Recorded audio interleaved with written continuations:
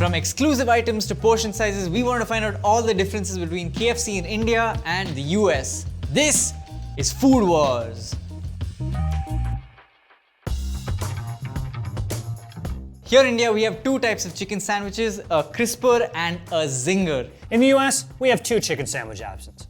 The Chicken Little, because it's little, and of course, the Kentucky Fried Chicken chicken sandwich, the classic. Now let's weigh them to see how much they weigh. Obviously. Ugh. This thing has not been cleaned in a very long time. All right, first up, the chicken crisper. Our Chicken Little in the US weighs. Next up, the chicken zinger. 240 grams for the classic chicken sandwich. This thing is a work of art. All right, on to chicken popcorn. Here in India, we have it in three sizes: regular, medium, and large. We're gonna weigh our large popcorn to see how much we get. I actually really love chicken popcorn. I have an idea. We should weigh one popcorn chicken and add that back to the total. My bad. They should serve this in movie theaters. I don't want regular popcorn anymore. I love that they sprinkle in a bunch of sesame seeds and it adds a nice crunch to it. What? Sesame seeds? We don't have that. All right, you guys are lucky. That sounds really nice. We only have one size according to the website and the KFC I went to, and that is this.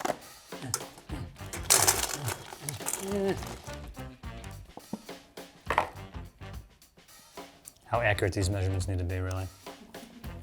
Oh, it's so good! Unfortunately, here in India, we do not have mashed potatoes, but that would be pretty awesome. We do have fries. We're big fans of them, and they come in two sizes, medium and large. And in the US, we also have two sizes of fries at KFC, the individual for an individual and the large, also for an individual. Let us now measure the large to see how much you get. 140 grams.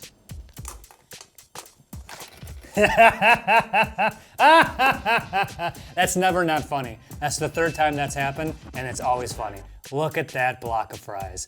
Our largest fry is more than double their largest fry. Here's our individual. 150. Our smallest is bigger than their largest. In KFC India, we can get our chicken in 6 portion sizes. Number 1, the single piece. 2 piece, they like to give you 1 breast piece and 1 leg piece. 4 piece, leg piece to top it all off. The leg piece on top, as they say. Like cherry on top? No? Okay.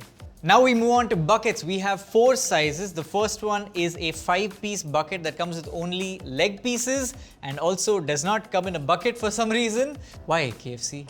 I want a bucket. Next up, we have a 6-piece bucket, an 8-piece bucket, and the largest one of them all, a 10-piece leg bucket. Woo! That's a lot of chicken.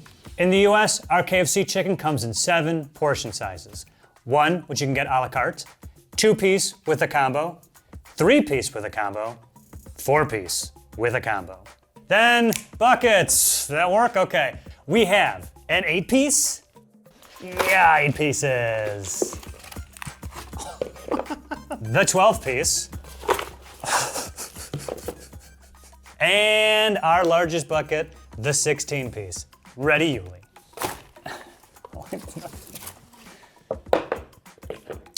You get the idea.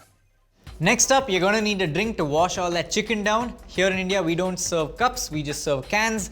We have Pepsi, 7-Up, Mirinda, which is an orange soda, Red Bull, and a Pepsi PET bottle. However, these will vary from store to store. In some places, they might not serve plastic, and in some places, you might not get these drinks, you might get something else. They also serve something called a Virgin Mojito Crusher, which they don't deliver, unfortunately, but here's an image of it. Refreshing. American drinks come in these following sizes: the regular, which is 20 ounces, and the large, which is 30 ounces. And hey, we don't have there. If you want, you can also get half a gallon bag of your favorite drink of choice. Look at this thing.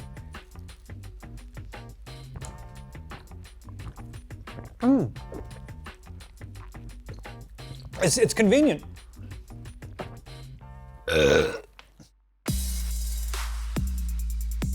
Here is everything you'll find on the menu at KFC India that you won't get in the US. Here's everything you can find at a KFC in the US you won't find in India. Take a look, India. Take a good look. Okay, let's start with chicken. In India, apart from the crispy chicken, we also get smoky red chicken. Oof. Wow. I believe this is KFC's answer to tandoori chicken. If you guys don't know what a tandoor is, it's basically a cylindrical oven that they light up using wood fire or charcoal, and it adds a really smoky flavor to the meats or breads that you cook inside of it. I doubt KFCs across the country have an actual tandoor, but the flavoring definitely smells like that. The marinade looks like that. Oh my god, that's actually pretty good. You know what, KFC? Pretty good job. You have to remember, KFC is competing with a lot of Mughlai restaurants across every Indian city. And while this doesn't have as much of that smoky char that a lot of tandoori kebabs have, it has a lot of flavor and the chicken is quite juicy. Good job. It's super spicy though, so if you're somebody who can't handle spice, go a little easy on this one. When an Indian says something spicy, it's spicy. I believe you, man. I believe you. That looks incredible. We unfortunately don't really have anything too spicy on the menu for the chicken on the bone options. Really the only thing that we have here that apparently you guys don't have is something that is like what I associate Kentucky Fried Chicken with is extra crispy. I don't know exactly what makes it extra crispy, but it is, as you can imagine, crispier than the regular chicken. Extra crispy to me is far superior to the regular way they cook chicken. I think it should be the other way around. Like this should be the regular and the other one should be like half crispy. You know what I mean? This is way better. All right, let's move on to chicken sandwiches. Here in India, we don't have an American chicken sandwich, but we have a zinger and a smaller sandwich called a crisper. Cute. The crisper looks like it wants to grow up and be a zinger someday. They also come in two variants, a spicy crisper and a tandoori zinger. Let's taste all of them. Oh, that's pretty yum. They've used a different kind of mayonnaise here. It has a bit of sweetness to it and a spicy kick at the end. And now for the legendary zinger. Back in the day, there were only two fast food chains here in India. It was McDonald's and KFC. And while McDonald's had more affordable burger options, the KFC zinger was so delicious, it was always a treat to eat. And it still is. I love that they use a whole boneless piece of proper chicken in there. Delicious mayo, it's so delicious.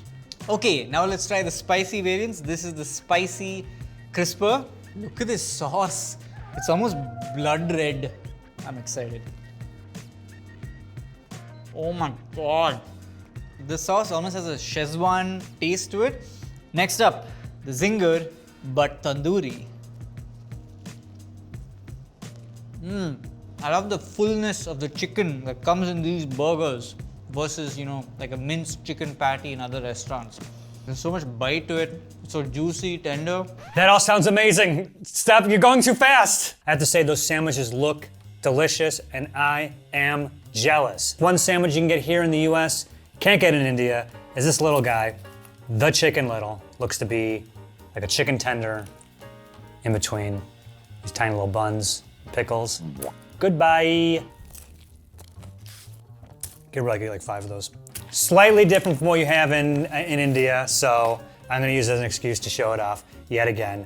Our crispy chicken sandwich, this thing, the original, the bad boy, also with pickles. Hang on, get off of my sandwich. But it has this really creamy mayo sauce on it. The bun, I love this. Yeah. Other chicken stuff we got here, you ain't got. What are you getting, loopy? Start over here, Nashville hot tender chicken. Here, this I think is the spiciest thing you're getting at the KFC menu. And I'm gonna be straight up, I've had these before, these are pretty good. And they're really crispy, Yuli. Wanna hear that crisp again? Not sure if it's made it over to India yet. It is called a chicken pot pie. Now, it's a pie, but instead of there being, fruit or any of the sweet stuff you like, they fill a pie with chicken, and what do you think else is in here? Corn, gravy, peas maybe, I have no idea. I'm not gonna rip this thing open. This thing has got some weight to it. This is a meal right here. This is not a side. I don't know where it is in the menu, but ooh. This right here, the KFC famous bowl. And it is famous, let me tell you. Nikhil, if you're wondering what this is, someone at KFC was like, how can we put everything into one bowl? And this thing was born. It is mashed potatoes, corn, the popcorn chicken, cheese, and gravy. All in a convenient bowl for you to eat while you're driving. It generally does nothing for the flavor. It's exactly what I would think this would taste like. It's just a bunch of this stuff in one bowl. Yes, in India, you can get wings at the KFC. But at our KFC in the US, you can get your wings sauced. And we have 3 different sauces: honey barbecue, buffalo, Nashville hot. Honey barbecue, thumbs down. This buffalo's a lot more orange than I recall buffalo being. I cannot quite place my finger on why suddenly my stomach is killing me. Do you see inside there? Okay. On to the next one. Bring on that food poisoning, baby. Yeah, all these are bad. All right, moving away from chicken, India's KFC actually has vegetarian alternatives for all our burgers. There is a vegetarian crisper, a vegetarian spicy crisper, and a vegetarian zinger. Now, while India has a majority population of non-vegetarians, around 70%, there is a huge vegetarian population, which is why a lot of fast food restaurants have to make sure they have a lot of vegetarian options on their menu to make it more approachable and acceptable for all people over here. There's also levels to vegetarianism over here. There are I will eat egg but not chicken vegetarians. There are I will eat fish but not lamb vegetarians. There are I will eat the curry but not the pieces vegetarians. There are I am vegetarian only on Tuesdays vegetarians. There are I have made a promise to God for this 1 month vegetarians. There are I am vegetarian so you will all be vegetarians. They're the weird ones and we try not to talk about them. Which is why KFC in India brands itself as just KFC. There's no Kentucky Fried Chicken anywhere here because obviously I'm not going to go to a place that's named that if I'm one of these many types of vegetarians. One iconic dish that you'll find on the KFC India menu is biryani. And so KFC India has taken a very bold decision to launch their own biryanis. If you don't know what biryani is, you are living under a gigantic boulder, my friend. Hey, guess I live under a boulder because I unfortunately am not familiar with biryani, but I would love to know more about it.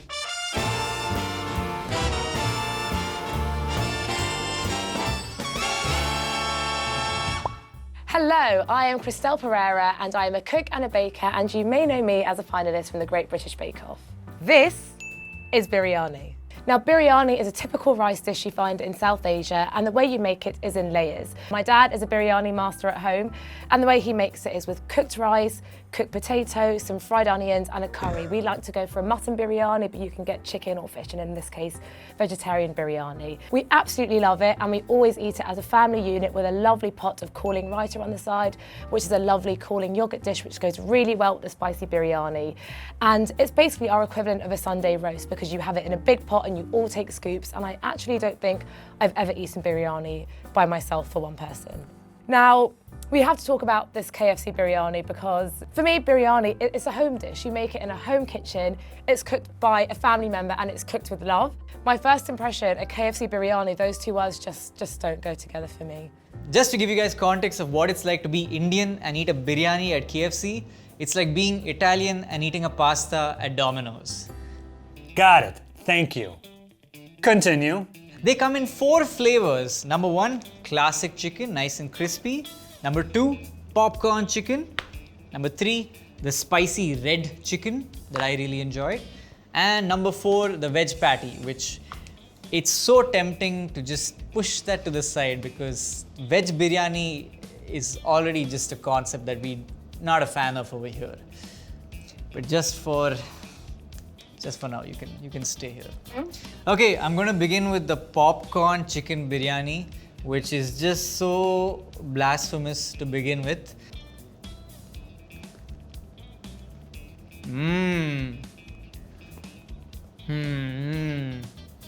It's not a biryani. It's I'm so upset right now. This one, the spicy red chicken, has a bit of that tandoori vibe to it. They've really tried to overcompensate with the spices. There's a lot of clove flavor just to convince you you're eating a biryani, so go easy on that curry. I could eat this. Like if I was hungry, not a biryani though. That biryani looks real depressing. I am sorry. But we do have these exclusive side dishes, which are mashed potatoes. I can't believe you guys don't have mashed potatoes. It feels like this is like flagship stuff here. Macaroni and cheese, biscuits, again, no biscuits, coleslaw, this giant dish of just gravy, and of course, sweet corn. New country, new sauces, y'all know what that means. Sauce talk.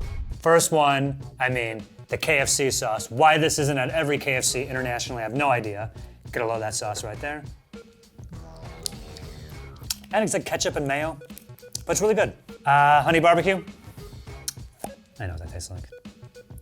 Honey mustard. That's not your thing? Honey. And of course you got classic ranch. Not much of a ranch aficionado, but theirs is just okay. And oh, I forgot about their hot sauce, Yuli. Phillies face the Mariners at 6:40 p.m. India does not have too many exclusive dips. In fact, we just have a veg eggless mayonnaise and a tandoori masala mayonnaise. It's time to taste. I'm using the same hand because here in India, we don't eat with our left hand. If you're wondering why, commenters, you let them know. Why don't Indians eat with their left hand?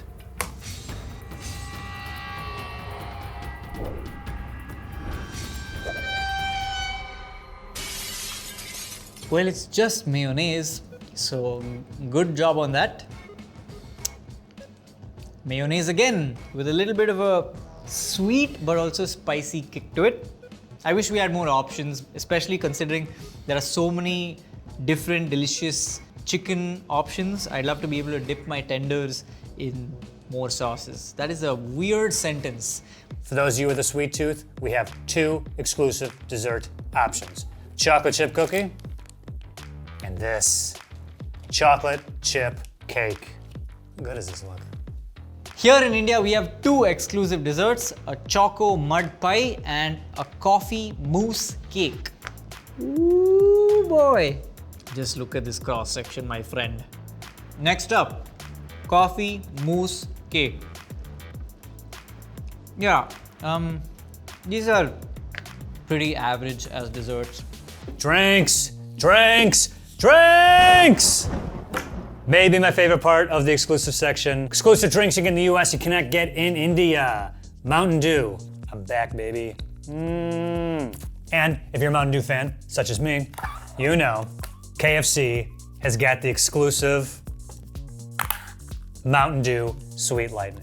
So the Mountain Dew Sweet Lightning is like peach Mountain Dew. And it's really good. It's really good. I think this is a lemonade. The US style lemonade, not like that weird UK Sprite lemonade. Oh, it's so good. From there, you can also get Sierra Mist. Ugh! Ugh! And of course, sweet tea. Whoa, that's like really sweet. Oh, that's really good. Exclusive drinks in KFC India. We have Mirinda, which is an orange soda, and Red Bull. Let's talk about Mirinda. This is a drink that really evokes nostalgia. 90s kids really know what I'm talking about when I say Mirinda. Which country is getting the better deal on its KFC? Let's compare a few menu items to find out. Both countries offer 8-piece chicken bucket. Here in LA, one of these goes for $19.99. If you order an 8-piece chicken bucket here at KFC India, it will cost you 699.05 rupees, very specific, which is currently $9.15 US. That makes the American 8-piece bucket 118% more expensive than the one in India. Does making your meal a combo help the US price out at all? Take this chicken sandwich combo with fries and a drink. It will set you back, in America, $9.99. The Indian equivalent is a zinger meal where you can get a chicken sandwich, some medium fries and a drink for 319.05 rupees or 4.18 US dollars. In fact, the price difference is so great, you can get something called the Ultimate Savings Bucket for just 599 rupees or $7.88 dollars. And this contains 4 pieces of hot and crispy chicken, 6 hot wings, 4 boneless strips, 3 drinks and 3 dips. Yeesh! In fact, you can throw in a choco mud pie as a dessert and still get all of this for much cheaper than the American combo meal. But is it really that cheap here in India? No, because 2/3 of India is still under the poverty line, and for them, this meal is still very aspirational. They earn less than $2 a day. Sorry to be a downer, but this is still a meal that is only available to the really privileged here in India. Unfortunately, KFC does not share a full list of ingredients with the public. It's actually the same in the US. All KFC shares with the public is a list of allergens. So what do we know about KFC? Well, the KFC India website has a couple of clues. We know that all of our chicken is farmed here and not imported, and all of it is 100% whole muscle chicken.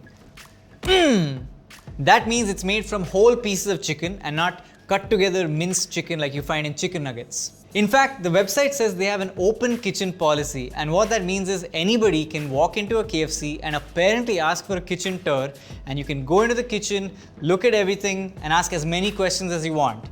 I've never heard that in my entire life, an open kitchen policy. I've worked in several kitchens, and I'll tell you straight up, if I was in a kitchen working and some dude walks in and is like, hey, got to tour the kitchen? I'd be like, yeah, here's your tour. There's the exit. Definitely can't do that in the United States. Don't go into a KFC chicken and demand a tour. The KFC US website also gives us some hints about the ingredients it uses over here. For instance, all of our chicken is raised on US farms to the USDA and FDA's standards. So that means there are no added hormones or steroids in American KFC chicken. In addition to this, as of 2019, Yum Brands, the parent company of KFC, stopped purchasing chicken raised using antibiotics. Indian chicken farmers were previously criticized for overusing antibiotics. As recently as 2018, the Bureau of Investigative Journalism found out that a lot of Indian farmers were feeding cholesterol to their chickens as a growth promoter without any medical supervision. Cholesterol is known as the antibiotic of the last resort. Holy f***. Oh my god, bro. That's so frightening. And it's only given to humans when other antibiotics have failed. So, if we give our chickens colistin, then the humans who consume it might become resistant to it. In fact, they can develop an antibiotic-resistant superbug, and that's not good. Yuli, this sounds like the plot to a horror movie. What is he talking about? That is terrifying. I'm gonna assume we don't do that here, and if we do, oh god. But when a report came out talking about the ill effects of colistin, India ended up banning it completely, so we're safe from colistin at last. We should also point out that the KFC India website is in major need of an update. There is an FAQ page where people have asked things like, how many calories does this chicken have? Or, sometimes I see red deposits in my chicken. What is it? And for almost all of these questions, the answers are just filler text. So if you ask me what those red deposits are, I genuinely don't know. That's interesting. Let's take a look at this website right now. Is KFC providing healthcare to the employees? KFC responds, standard dummy text ever since the 1500s, when an unknown printer took a gallery of type and scrambled it to make type specimen book. From calorie count to portion sizes, we wanted to find out all the differences between Starbucks in India and the US. This is Food Wars. At a Starbucks in India, we get our hot coffees in 4 sizes. Number 1, a short, a tall, a grande, and the big boy, a venti. I can't think of a single reason you would order a coffee of this size. Who is putting this much caffeine in their body? Me, Nikhil. Me. Let's measure this to see if it has as much as it should. Whoa, wait a second. Starbucks. I'm disappointed. It's close. It's 18 ounces-ish. Alright, if I'm paying this kind of money, I want a bang for my buck. 20 ounces to the T. I think that's 20. I was about to dunk on Starbucks, but they actually gave us the 20 they promised. Cheers.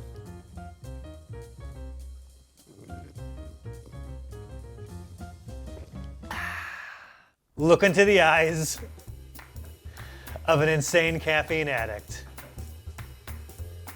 My vision has just gone blurry. India's iced coffee comes in 3 sizes. Tall, Grande, Venti. Venti, and an even bigger one, we got the Trenta. I want to mention now that our Venti iced size is bigger than our Venti hot size. The Venti hot was 20 ounces. This is 24 ounces. And of course, let's measure it. Can't believe you've done this.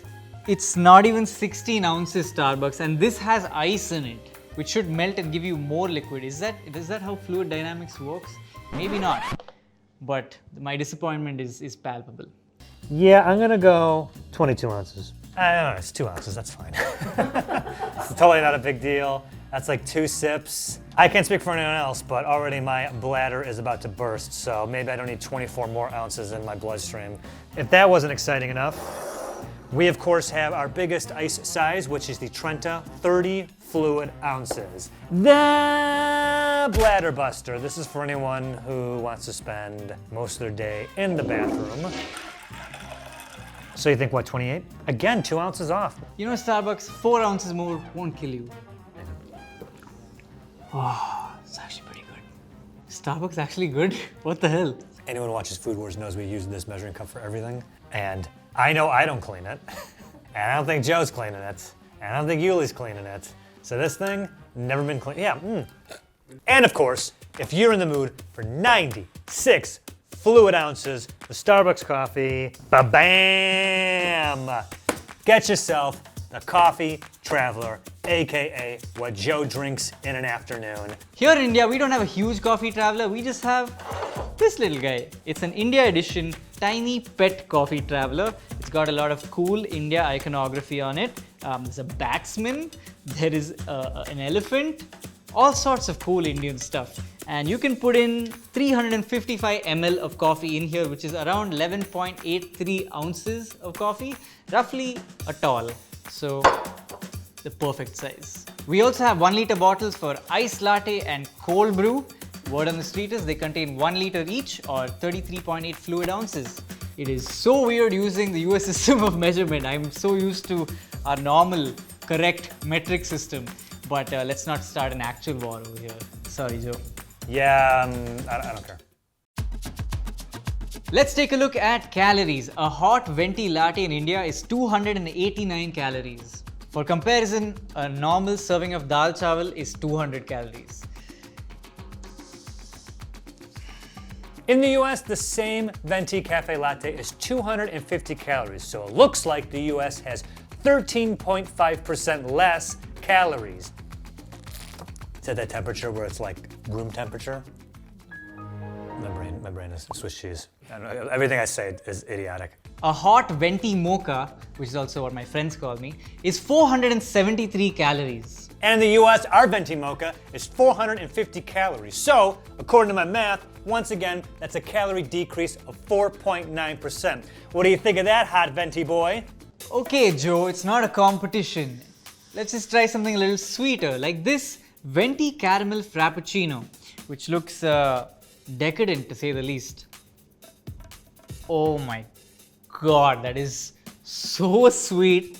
602 calories, and I can feel every single one of them in each sip. Okay, genuinely, I have had spoonfuls of sugar that are more savory than this drink. How can you make something sweeter than sugar? How? That's a lot of calories, my man. Ours is 470 calories, which is also 24 ounces. Now, I should note, in the US, the calories listed on Starbucks.com are, quote, based on standard recipes and do not reflect customizations. Get this out of my face. I hate this. Why is this so... And they load the syrup in here? How can a human being drink one of these? I don't understand. And now, our most calorific overall drink that we have here in India, a venti strawberry and cream frappuccino, 963 calories. Oh my god, I didn't even think it was possible to experience a sugar rush and a coffee, caffeine high at the same time. At 963 calories, this is nearly 50% of your daily caloric intake. So please drink this at your own risk. And I am a risk taker. Phew, I feel transported to another dimension where everything is more colorful and I can taste sound. I don't know, I feel like we should have an ambulance ready if I'm going to finish this drink. That's a lot of calories, I have to say. I'm very impressed. Our most highest calorific drink is the Mocha Cookie Crumble Frappuccino at the venti size, and it's only 590 calories. Oh God, this looks so bad. Oh man, it's like so powerful. Like it's so sweet that everything from here on for the rest of my life is just gonna taste like paper. So what about the cost? This venti frappuccino will cost you 390 rupees, which at the time of filming this video is $5.14 US.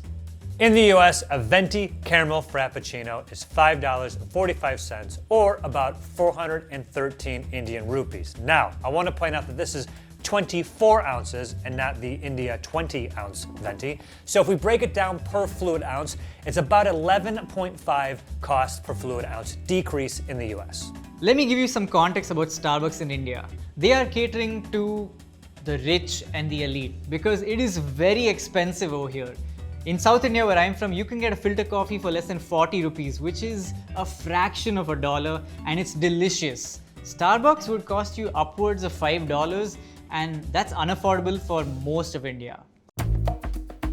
Here is everything that you can find in a menu at an Indian Starbucks that you won't get in the US. Quick clarification, some of the items we have here are location specific and specific to the season that we're ordering them. It's currently summer here in Mumbai, and some of these items are store specific.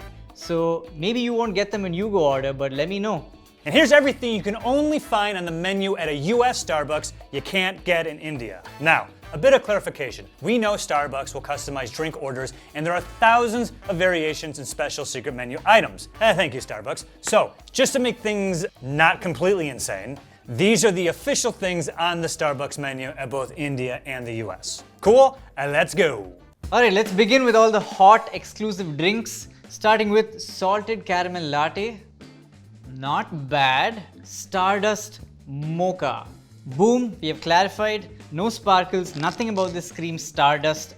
I don't know what you're talking about Starbucks, but it tastes good. Chai tea, or as we call it here in India, chai. Can I just say, it's a bit of a pet peeve when you guys call chai tea. It's like calling tea tea. Let me describe a good chai to you. Alright, it should be warm, it should be gingery, it should feel like a hug from your mum in your childhood, and it should perk your morning up. And it should be under 10 rupees, but this is expensive.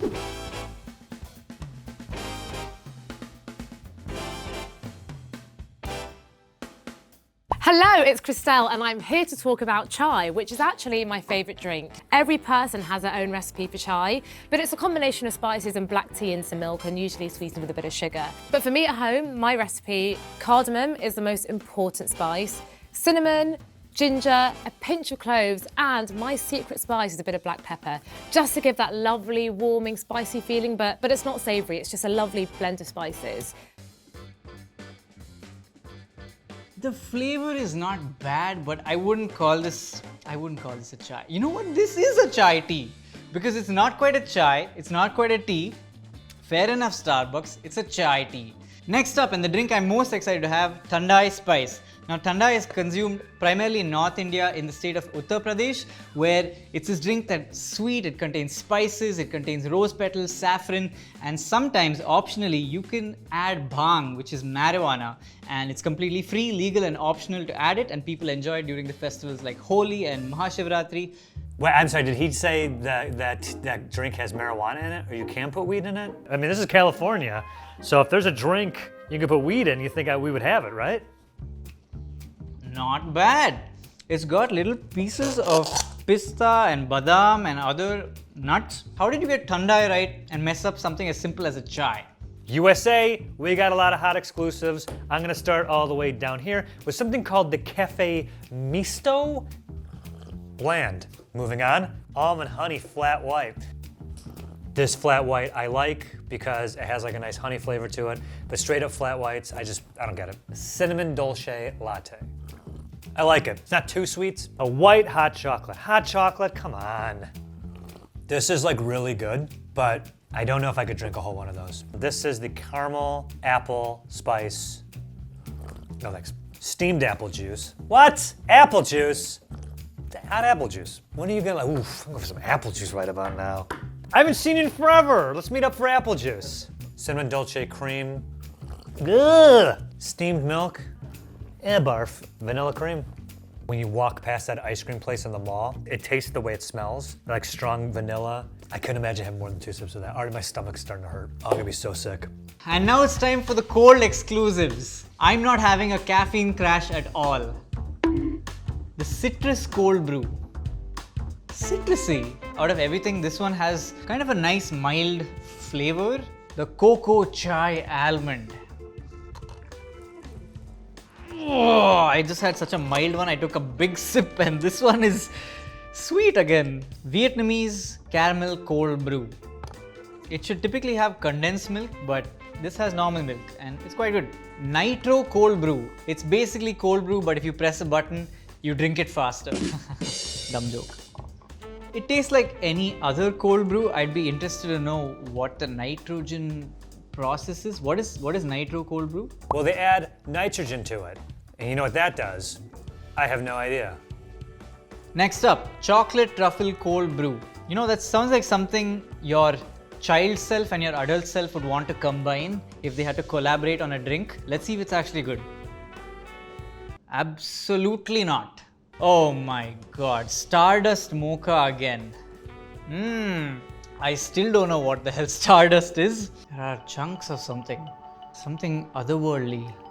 It's like cookies and cream. It's an Oreo. It's an Oreo. Thandai spice, same flavor but now cold. Too much sugar for one young man to consume. I'm losing it. I'm seeing the light. Oh no, I'm literally seeing the light. There's a light above me. You know, the funny thing is, Thandai is meant to be consumed cold, so this is the appropriate temperature and way to drink it.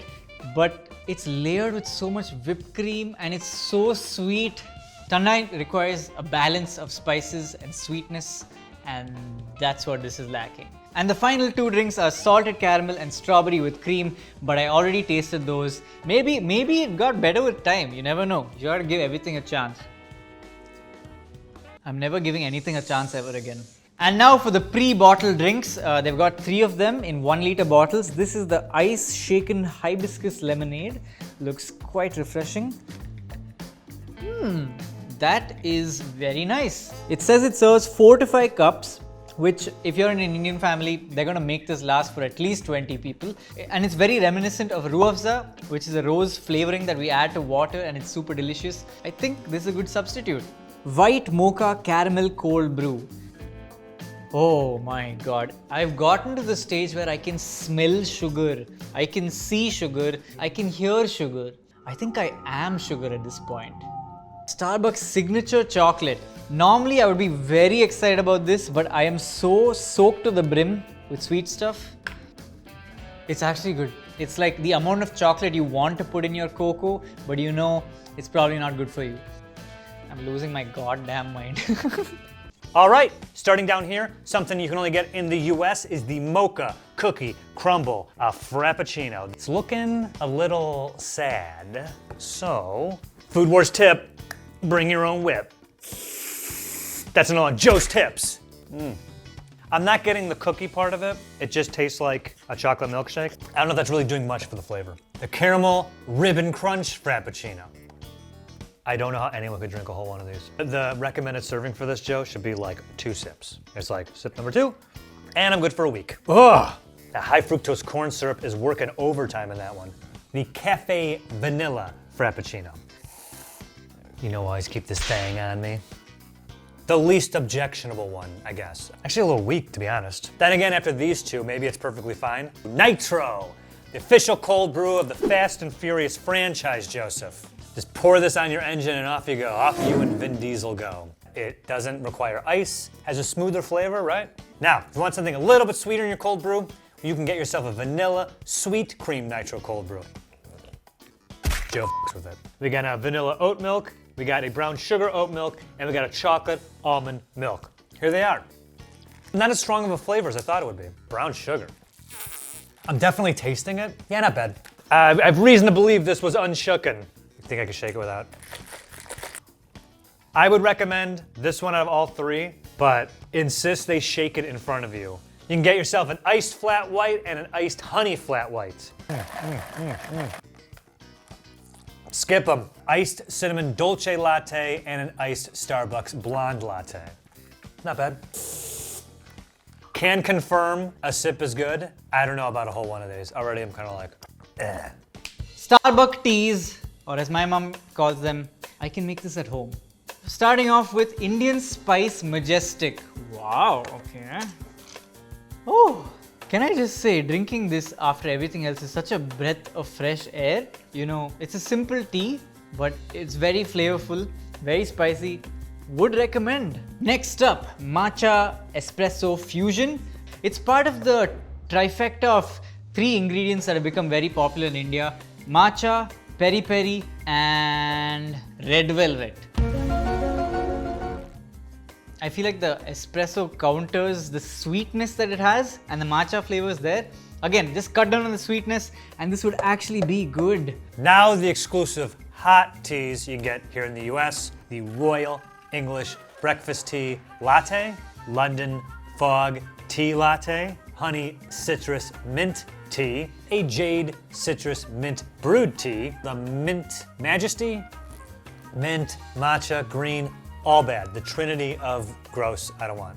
The Peach Tranquility. And they spell it Tranquility, but it should be Tranquilla, T-E-A. I feel like they missed a trick there.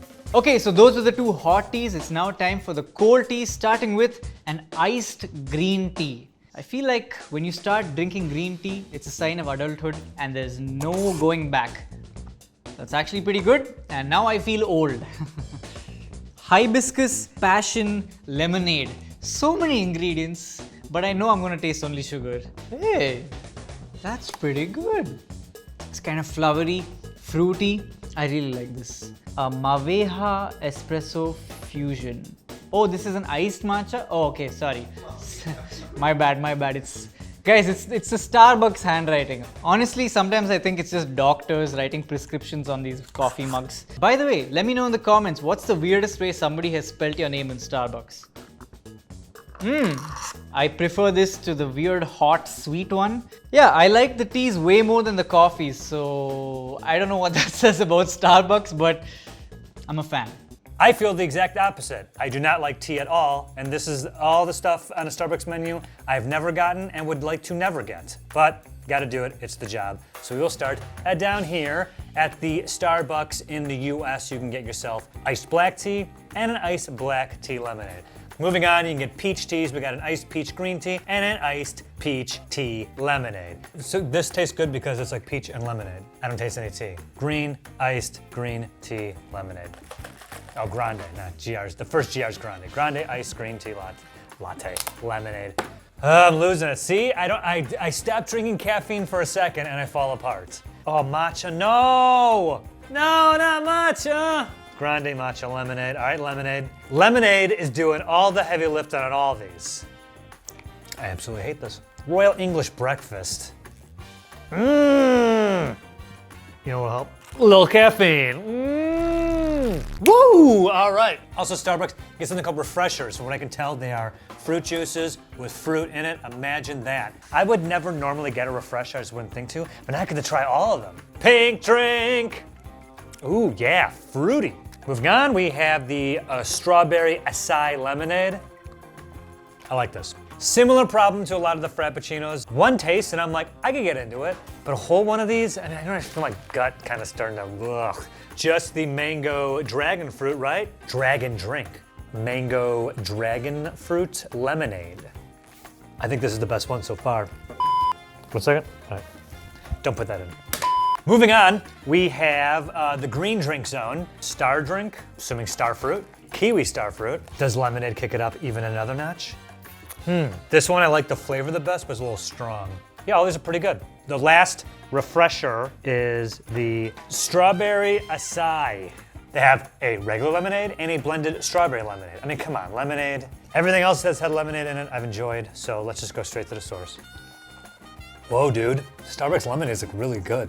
What, is this even the top 10 things you would get at Starbucks? A lemonade? What? Now, like your lemonade, a little bit of strawberry. This is fantastic. Wow.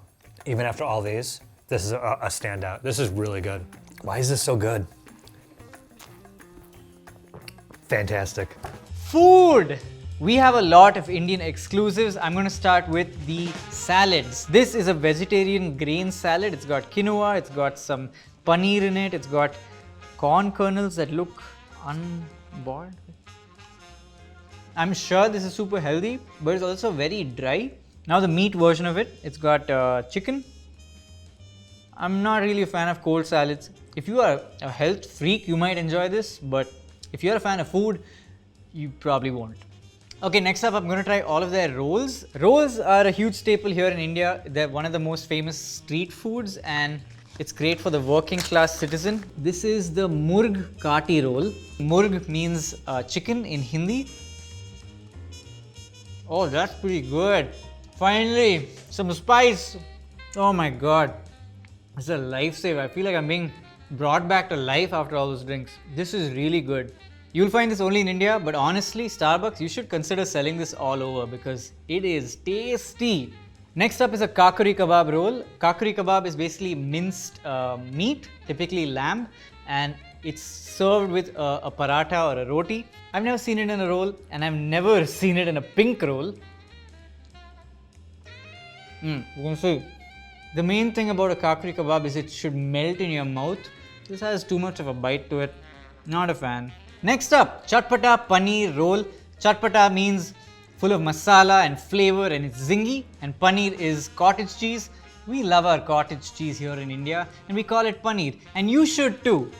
Next up, cheese chili toast. So obviously if you order this at Starbucks, I assume they actually toast this and the cheese melts and it's super delicious. I can tell you right now, this flavor profile will go really well with Indians. We love our cheese chili toast.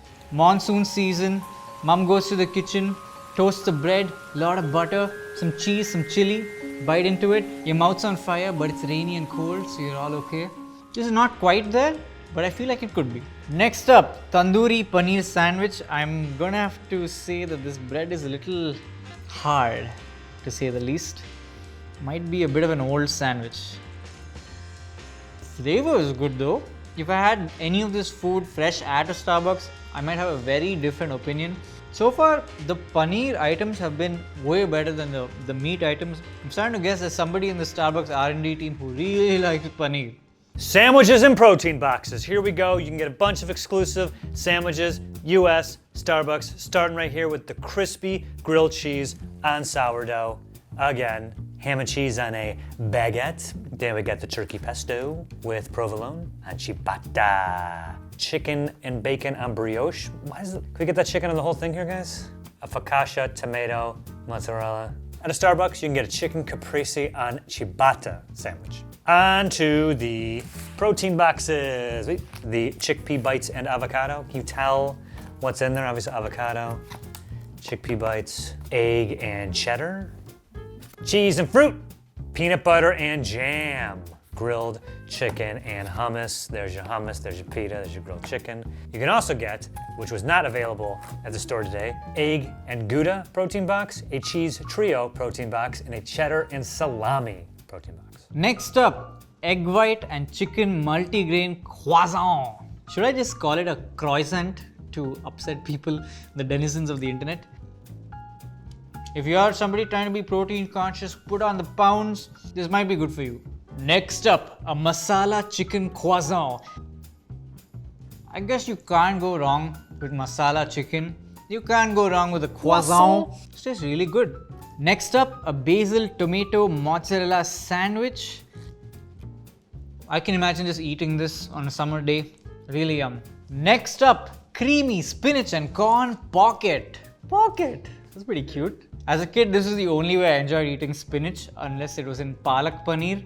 But right now, I appreciate it and I really like it in this pocket. Next up, chicken sheikh pocket. Sheikh kebab is basically minced meat and it's sort of pressed onto a skewer and then grilled.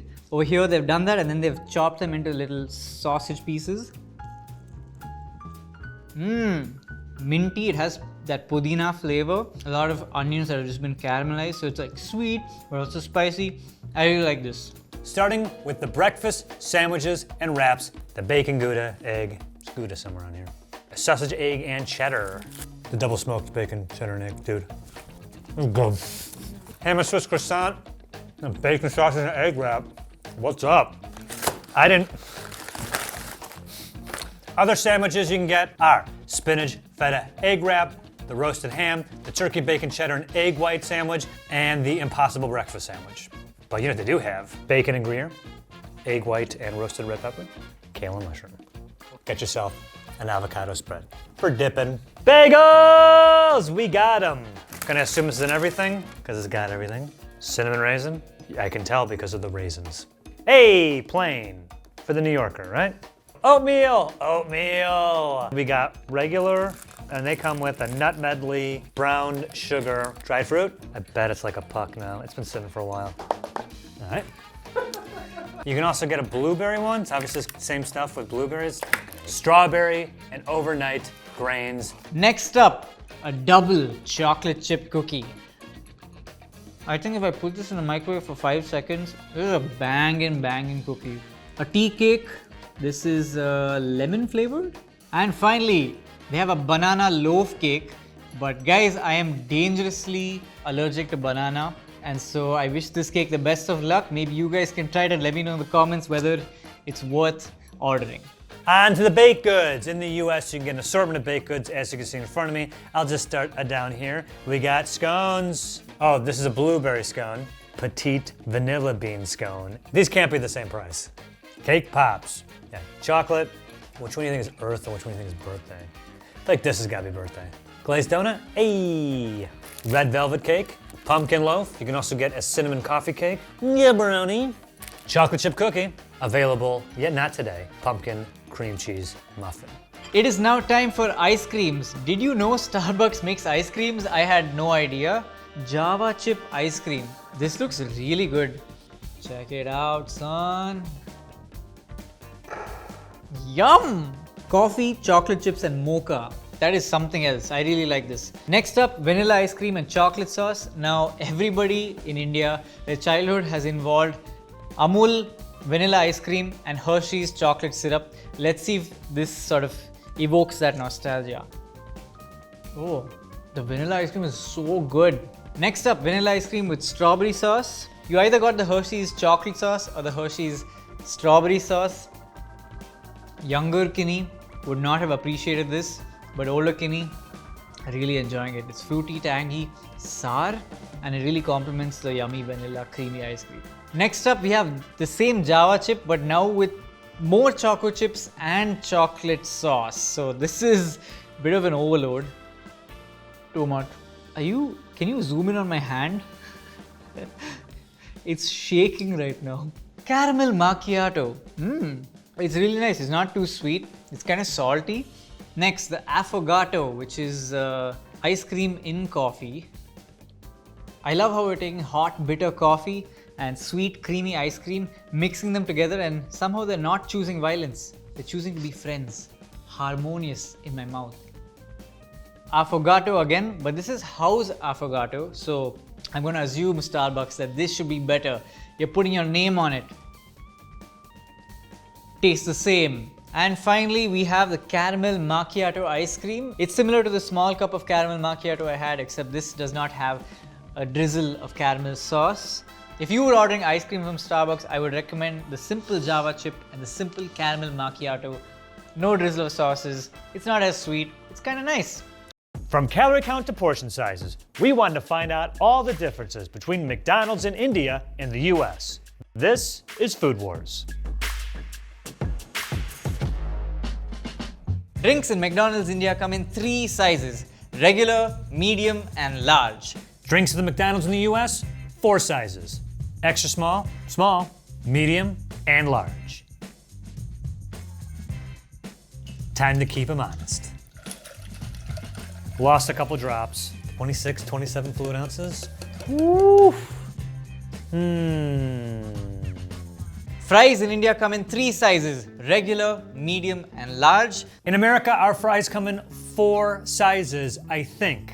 We have a small, kids, or kids, small, I can't tell the difference either, medium, and large. The medium and large come in these really cool new packaging where you can just open it up like that and it's nice and easy to share. It's a little plate. Good job, McDonald's, very innovative. But now it's time to measure and see how much we're really getting. First things first, the large. 175 grams. Obviously it's different per scoops or whatever. Yeah, let's go here. This one, almost exactly 100 grams. This one, 80 grams. Fry math, hang on.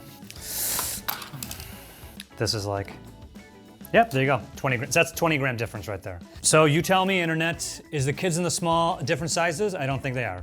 Food Wars is on it. We're on it, baby.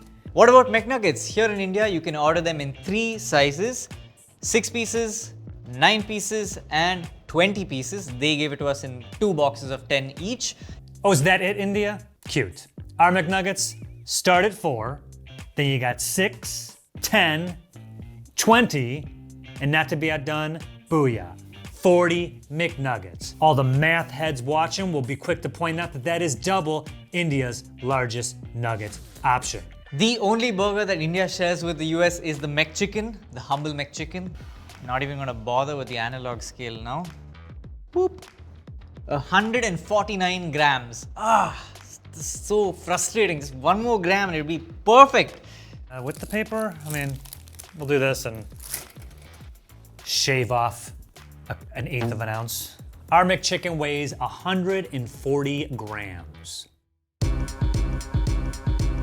Here is everything you'll find on the menu at McDonald's India that you will not find in the USA. And here's all the McDonald's menu items from the US you won't find in India.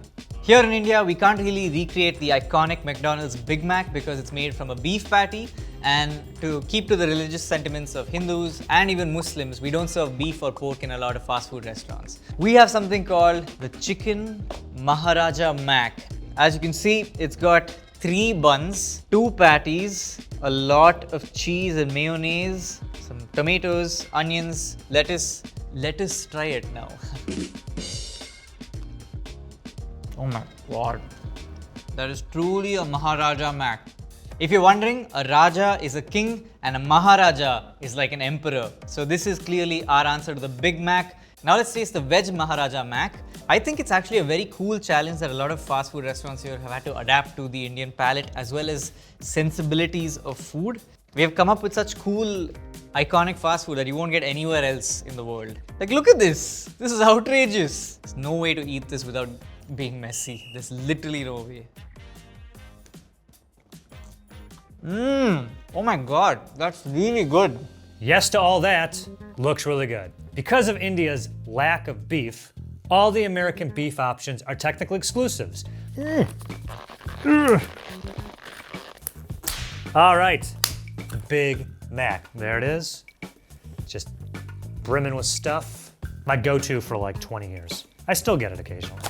The classic McDonald's hamburger, beef patty, ketchup and mustard. Of course, you can get it with cheese, hi. You can upgrade to a double cheeseburger or a McDouble. What's the difference, you ask?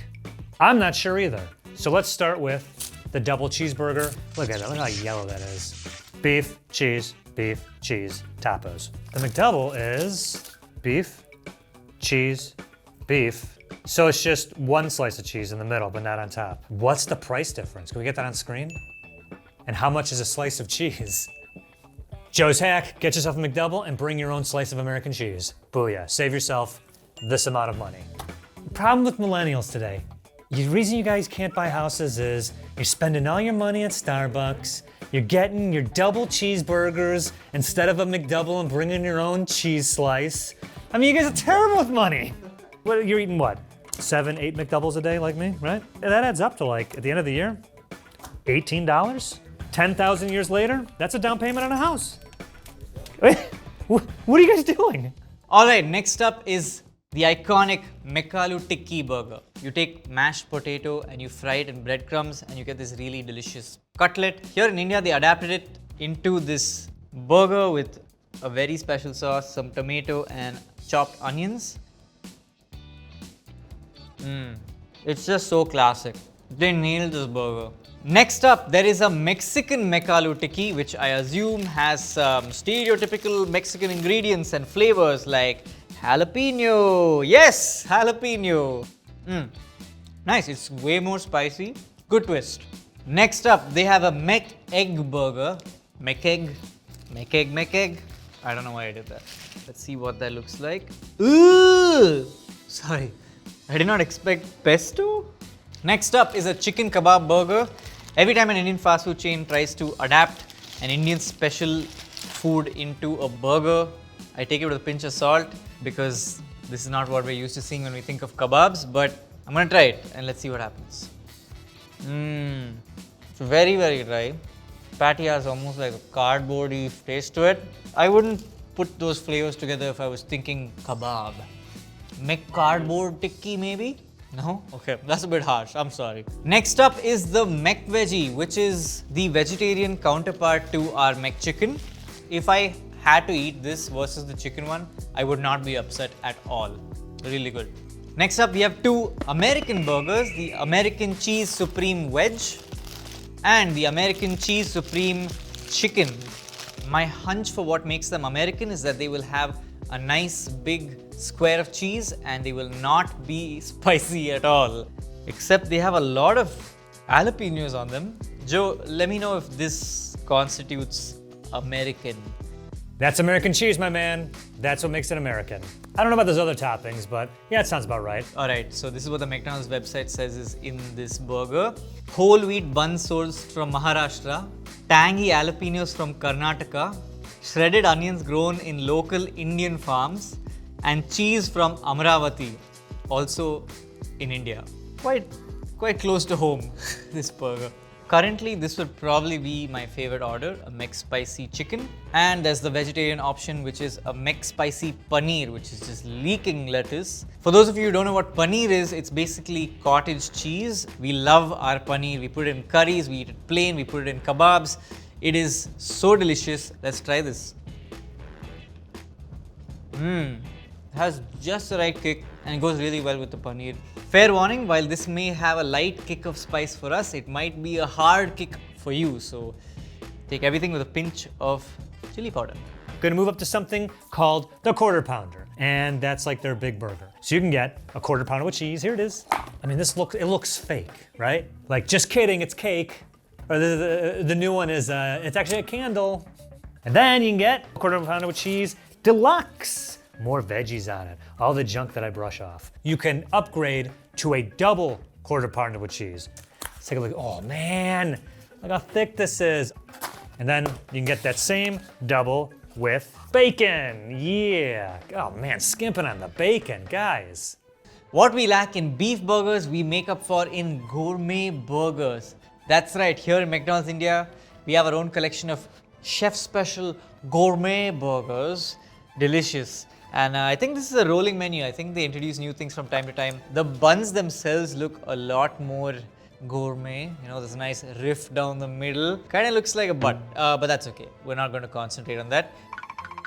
First up, we have triple cheese American veg burger and triple cheese American chicken burger. Same thing, cheese, jalapenos, some sauce, lettuce, simple chicken patty, a gourmet bun. Does this scream American to you? Next up, cheese lava American veg burger and cheese lava American chicken burger. Again with American and again with a strange relation of food to volcanoes and lava. Okay, this burger is very spicy. This qualifies as a volcano product for sure. Congratulations, McDonald's. The lava in the title of this burger works. The McSpicy chicken premium though has an egg patty inside of it. That's pretty good. I just feel so existential right now. Imagine sitting here at this table and just tasting every single burger on a McDonald's menu. Amazing, but also We also have some exclusive wrap options. We have big spicy paneer and big spicy chicken. I think this is the same McSpicy chicken patty, and it's wrapped around a tortilla, which is actually way closer to an Indian chapati than most other fast food restaurants. It doesn't feel as synthetic.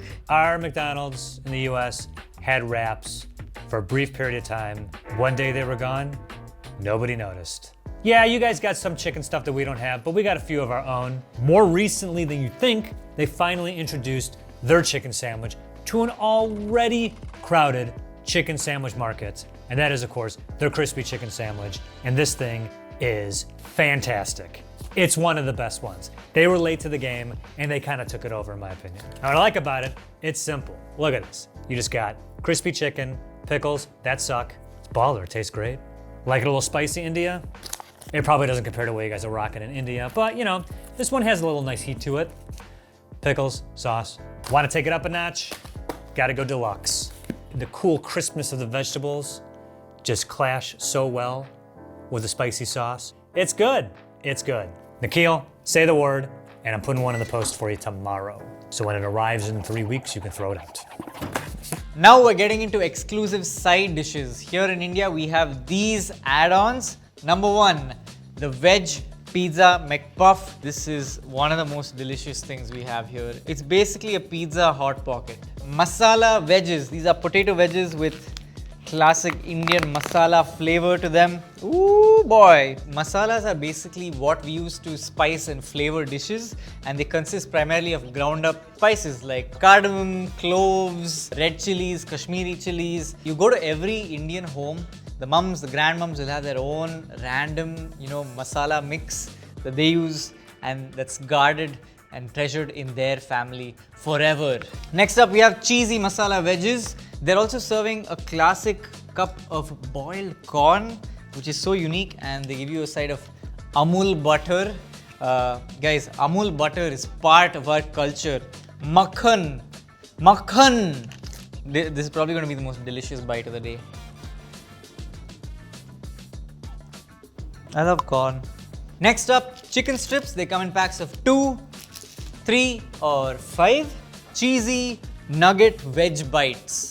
Yeah, this is just a vegetarian version of the chicken nuggets, and it's got some corn, some tomato. It's okay. Next, we have the double cheese McMuffin. And lastly, we have Mexican cheesy fries. On the McDonald's India website, one British customer said that these Mexican cheesy fries are the real deal. I have no idea how a British person can say that Mexican cheesy fries are the real deal, but anytime a British person says that another culture's food is the real deal, it puts a little fear in our small Indian hearts. Yes, fries look like ass. And the next exclusive side that we have is apple slices. Cut them up, put them in a plastic bag. About to get saucy, that's right, ladies and gentlemen. Sauce Talk. Thank you. Spicy bolo. Not good. We got a tangy barbecue. Ooh. Much better. Honey mustard. Tastes like salad dressing. Sweet and sour. I would tie it with the tangy barbecue because it's so different, so we'll keep these guys same tier. Ranch, I don't know. America, we love our ranch.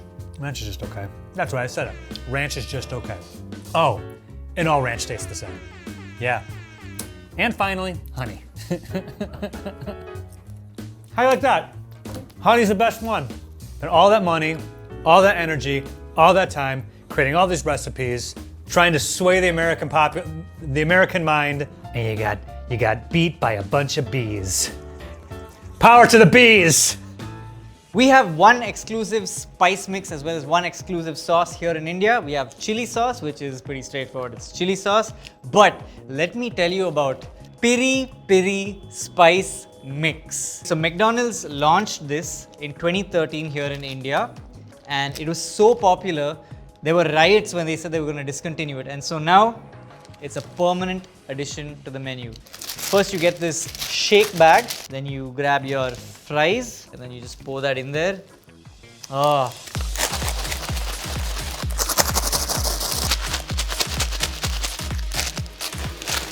Boom! Oh boy. Can we cut to a before of the fries? You saw how they were. Now look at these. You can see the little flecks of spice just adorning each fry.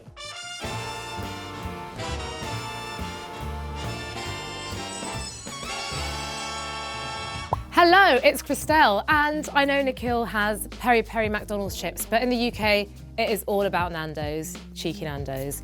Let's talk about peri peri. Peri means pepper, and it's a blend of spices, so it's got things like paprika, ground bird's eye chili, a bit of oregano, a pinch of ginger and cardamom, but it's a Portuguese spice blend. It's funny because obviously Nikhil mentioned that the peri peri fries just blew off in India, and it makes sense because I'm from Goa, which is in the south of India. Goa was colonised by the Portuguese, and so I really think that Indians are accustomed to that Portuguese taste palette, which is why peri peri fries are doing so well in India. But enough of the talking, I want to dig into these fries because they look great. Oh, this is so good. Harry, get involved. Not eating chips without me, are you? No, sorry, I've already had a head start. Cheers. Cheers. God damn, if that isn't like crack. For the early risers, there's plenty of exclusive breakfast items at the US McDonald's. Sausage, biscuit with egg. Next one, sausage biscuit. I mean, they take the egg out, so it's just... This, of course, is bacon, egg, and cheese. Ladies and gentlemen, we've reached the point of the breakfast where we get into the McGriddles. I love McGriddles. What's a McGriddle, you ask, India? Fantastic question. McDonald's had this genius idea to replace the breakfast sandwiches they already had with pancakes. And they also inject syrup into it somehow, but it is a breakfast sandwich with pancakes for buns, and it's the best idea anyone's ever had anywhere ever. Look at this, look at this, look at this. They got like a little M in there. This is a mini pancake. I know I'm wearing the gloves, but this one's mine. We have a veg McMuffin and a sausage McMuffin. The sausage here in India is not made out of pork like it is in the US. Instead, it's made out of simple chicken. Speaking of sausage, you can get breakfast burrito. Bro, I could put 5 of these away easy. Easy. You're like a total drag and you want oatmeal in the morning. We have it. It's about as inspiring as you would think. Hotcakes and sausage. Of course, it comes with hot syrup. This here, the big breakfast with hotcakes. And it's big. A lot of eggs, kind of wimpy looking bacon. Got yourself 2 English muffins here. And of course, comes with hash brown. Potatoes, who doesn't love them? McDonald's hash brown, undefeated. These things are so good. India exclusive desserts. We have a Black Forest McFlurry, a vanilla chocolate muffin, and a chocolate chip muffin. It's kind of like a McFlurry soup right now. This would be really good when it was actually a McFlurry. Desserts, USA, we got them. So starting down here, very simple, chocolate chip cookies. This next thing, apple fritter, right? This right here is called a glazed pull-apart donut. Blueberry muffin, if you've had one, you've had them all. This is a what type of pie? The guava and cream pie. Let's see what's inside. Okay, I'm suddenly more interested. Yeah, guava and cream. How about we'll call it the cream and guava pie? Nah, this sucks. I don't f- it. Standard menu item, the McDonald's apple pie. Everyone knows about this. I don't want a pizza version of this. And last but not least, cinnamon roll. Too sticky, I don't feel like eating it. Update, it's not sticky, it's actually... Exclusive drinks, starting with, we have something called Be Natural's Mixed Fruit Juice. Next up, we have something that they call Raw Mango Fruit Splash. Oh, it's a bit too sweet. Berry Lemonade Splash. All of these come in these very unique reusable bottles apparently. Next up, Strawberry Chiller, Green Apple Chiller, and Lemon Chiller. It's just flavored water. That's exactly what it is. It's flavored water and I kind of like it. This is a mixed berry smoothie. It's still quite sweet but quite good. Next up, American Mud Pie Shake. That's pretty yum. Drink roulette. Ooh, and the ice melted. Fantastic. Dr. Pepper. Let's go. Coke, non-exclusive. Let's go. Sweet tea. Too sweet. Oh yeah, unsweetened tea, not sweet enough. You guys combined. For the kids watching. Why are you watching? Where are your parents or supervisors? You can get yourself apple juice, milk. Come on, drinking milk. The thought of drinking straight milk like hurts my stomach. There's also chocolate milk on the menu. Once upon a time, this was an iced French vanilla latte. Now it's more of a room temperature French vanilla latte. It's just okay. It's like really sweet. Strawberry banana smoothie. Yeah, I always love getting these. These are good. So I'm gonna assume they're not good for me. Exclusive hot drinks. First off, we have strawberry green tea. Next up, English breakfast tea and Moroccan tea. Next up, a flat white coffee. India, a land where we run on chai, and McDonald's does not have a chai option. Caramel macchiato, cappuccino, caramel latte, a vanilla cappuccino. The V with the V does look like a U. McDonald's premium roast coffee. I'm gonna hang on to this one. In India, a chicken Maharaja Mac will cost you 231 rupees for just the sandwich. That's around 3.03 US dollars.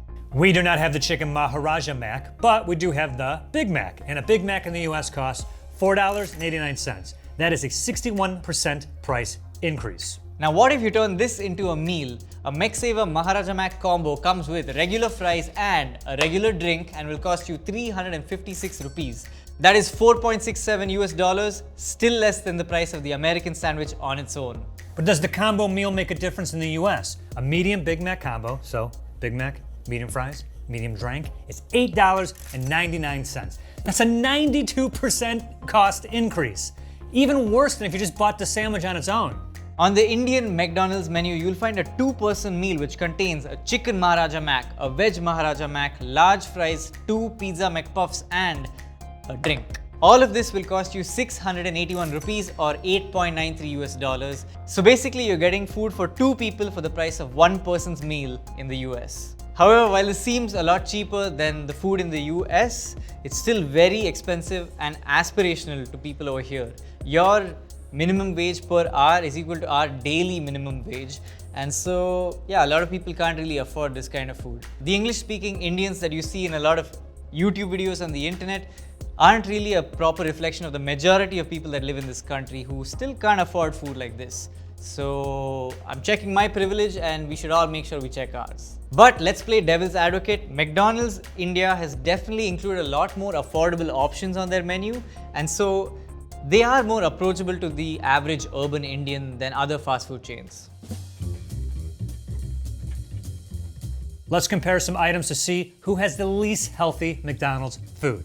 In the US, a McChicken contains 400 calories, 21 grams of fat, 39 grams of carbs, 5 of those are sugar, and 560 milligrams of sodium. How about the Indian McChicken? One of these contains 398 calories, 15 grams of total fat, 48 grams of carbs, 5 grams of which are sugars, 787 milligrams of sodium. So the Indian version has slightly fewer calories, way lesser fats, but much more carbs and sodium. What if we made that a combo meal? Well, a medium fry in the US contains the following: 320 calories, 15 grams of total fat, 43 grams of carbs, no sugar, and 260 milligrams of sodium. While a medium fries in India contains 340 calories, 17 grams of total fat, 41 grams of carbs, 0 grams of sugars, and 256 milligrams of sodium. And if we add the medium Coke, that is adding 210 calories, no fat, 56 grams of carbs, 56 of those are sugar, and 55 milligrams of sodium. Ooh, a nice salty Coke. We'll do the same. Here in India, one medium Coke will cost you 151 calories, 0 grams of fat, 38 grams of carbs, 38 grams of which are sugars, and there are 0 grams of sodium. But my God, that is a lot of sugar packed in this cup. That leaves the Indian meal at a grand total of 889 calories, 32 grams of fat, 127 grams of carbs, out of which 43 grams are sugars, and 1043 milligrams of sodium. Sheesh.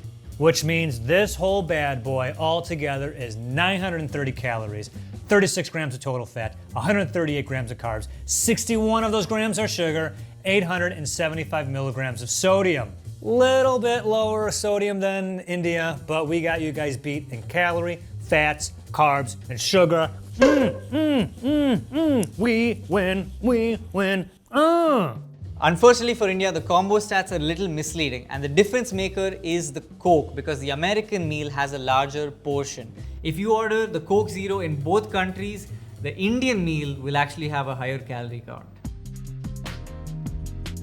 McDonald's India does not share a full list of their ingredients, but there are some things we do know about their food. Like, did you know that McDonald's India actually changed Indian farming practices just so they could grow the kind of potato that they wanted? When they first launched in India in 1996, McDonald's promised the government that they would use products grown and sourced right here in India.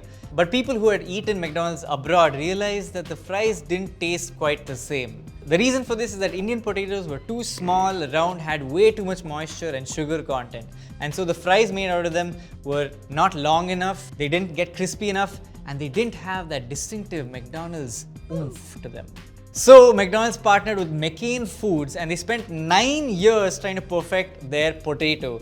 They imported saplings which had the perfect shape and starch content that they needed. They also chose Gujarat as their farming location for its climate, and they switched from a flood irrigation to a sprinkler system to reduce moisture content and save water.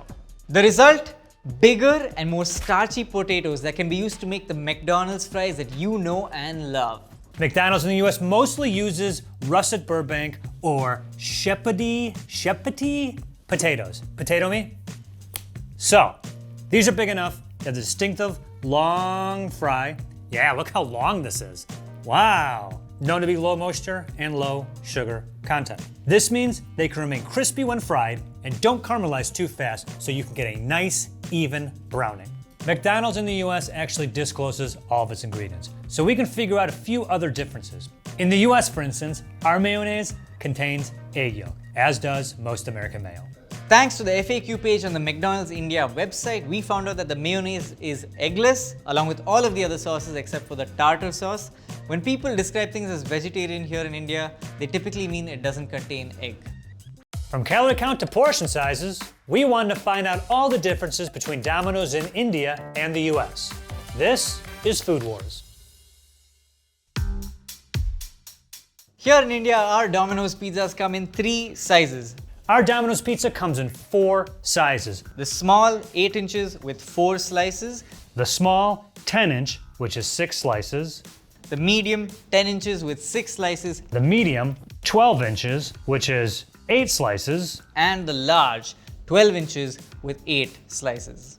The large, 14-inch, which is, 4, 8, 9, 10, 16 slices, because I don't know why they cut it this way. I didn't ask them to, so. And the extra large, 16 inches or 6 slices. Unfortunately, our large margherita pizza only comes in one crust option, which is the hand tossed. You don't get it in pan or in cheese burst or any other kind. So I am going to weigh 1 slice of large margherita hand tossed pizza to see how much it weighs. 93 grams. And I will weigh a slice of our hand tossed and our pan to compare the weight. Please note that our mediums are the same size as their larges. That's pretty insane. Yeah, I'm not surprised by that at all, buddy. Hand tossed. 1 random slice is 79 grams. A slice of pan, same surface size, we'll say, but obviously a lot thicker. Like weight, come on. Ha! 139 grams. So that's a little less than double. This is our large Domino's Margherita pizza. It's also known as the plain or cheese in the US. This is 12 inches long. It costs 419 rupees or $5.55 US at current conversion rates. So the total surface area of this pizza is 729.7 centimeters square, which means it costs 0.76 cents per square centimeter of this pizza. Take our large 14-inch pizza, which is $13.99 or 1,056 Indian rupee, with an area of 993.1 squared centimeters, just like these slices are squared. I totally did that on purpose. That's 1.4 cents per square centimeter. That means the Indian pizza is 45% cheaper than the American version. This is everything you'll get on a menu at Domino's India that you will not get in America. A literal skyscrapers.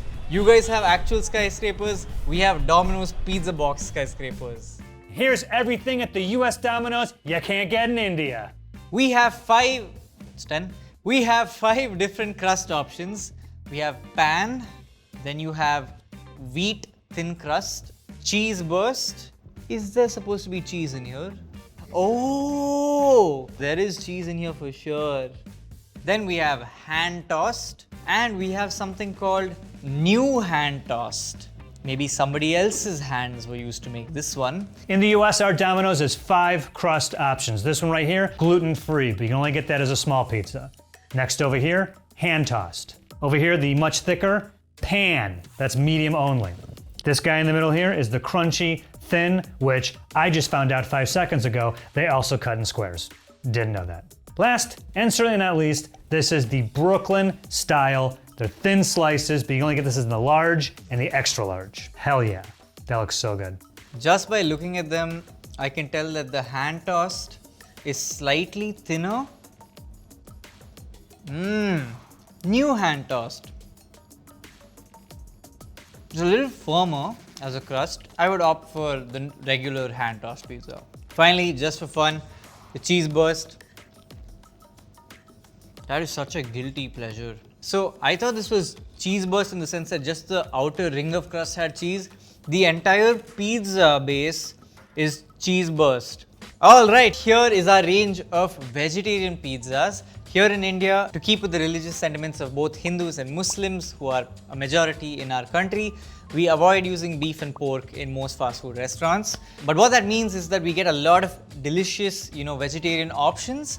Number 1, Mexican green wave. I will say the colors on this pizza definitely look like the Mexican flag. Jalapenos, some tomatoes, onion, cheese. Next up, we have veggie paradise. Wow, imagine calling an entire pizza a paradise. Red peppers, capsicum, olives, corn, and cheese. You guys in the comments, let me know, does this look like paradise to you? I'm not in the comments, but I'll tell you right now, it absolutely does not. It's funny, their veggie paradise is my pizza hell. Next up, deluxe veggie, mushrooms, paneer, corn, capsicum, and onion. I typically don't like when there's too much on my pizza, but the things here really complement each other. Pretty good, but again, there's so much going on in this. It's truly a deluxe pizza. Next up, we have peppy paneer. How fun! Red peppers, capsicum, and paneer.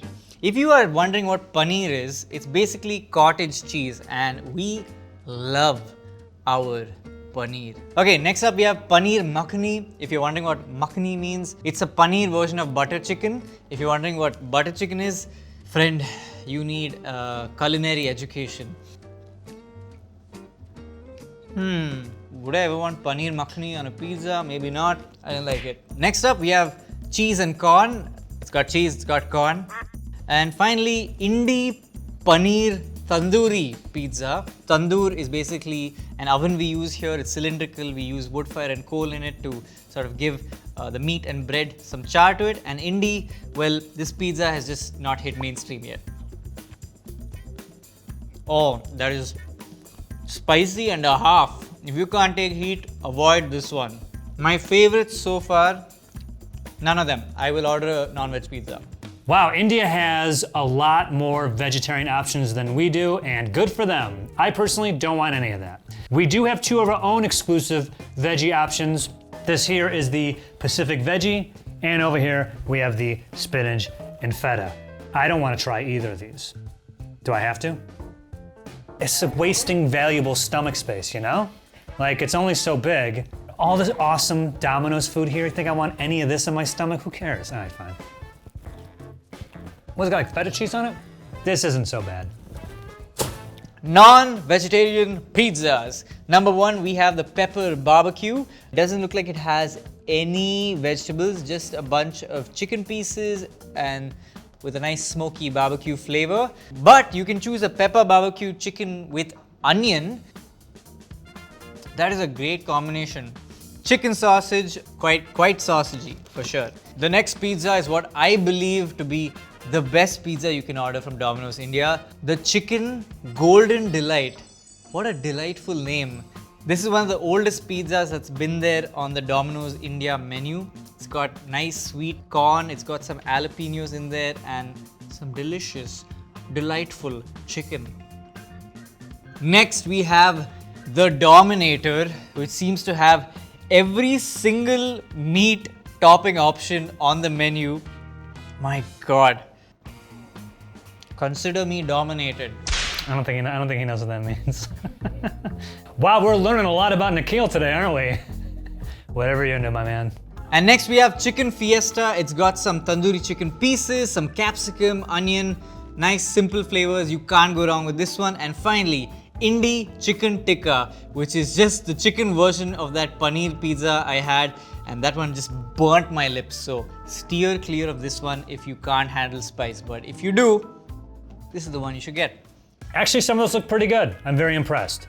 Now, here in the US, every pizza that has beef on it is an exclusive. And we also got some chicken ones. Let's do this. I am starving. All the way over here. This is the extravaganza, which looks to have a bunch of veggies, mushrooms, and pepperoni. I'm so hungry. Thank you. Yeah. This is the Meatza, two capital Z's. I'm seeing pepperoni, ham, sausage, possibly hamburger, all the meats. Hell yeah, let's go. I can maybe do one bite of that. We're like starting to sweat. Next, we got the Hawaiian pizza. A+ on this one. I with this one, definitely, very good. Cali, chicken, bacon, ranch. You see it looks like it has sun-dried tomatoes, bacon, I'm assuming, and chicken, white sauce, little flimsy guy. This is the Brooklyn style, so I don't know why it's California. Oh yeah. A little white sauce. Buffalo chicken pizza.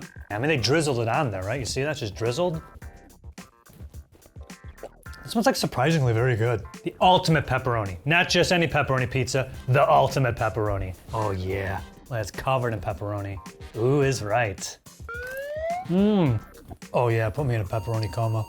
Oh yeah. Oh, the deluxe. Deluxe is just that. A little bit of everything. Black olives, sausage, peppers, ham, probably bacon. You put black olives on anything, it just tastes like black olives. Ooh, Memphis barbecue. I am pro barbecue sauce on pizza. It looks like a chicken here too. Yeah, onions. Yeah. Oh man, that barbecue sauce, that's really nice. Wisconsin 6 cheese. There's no way there's 6 cheeses here. I don't think I can name 6 cheeses. We have mozzarella, cheddar, Asiago. Is American, does that count as cheese? Did I say cheddar yet? Blue? I don't know. Next up, if all of those non-veg pizzas aren't enough for you, they have an entire section called Chicken Lovers. And they have these 4 pizzas that look absolutely insane. They're more topping than pizza at this point. This one is called the Chicken 5 Feast. So they have chicken, pepperoni, chicken tikka, chicken meatballs. There is so much going on over there. I like it, but it feels like a drug, a pizza drug.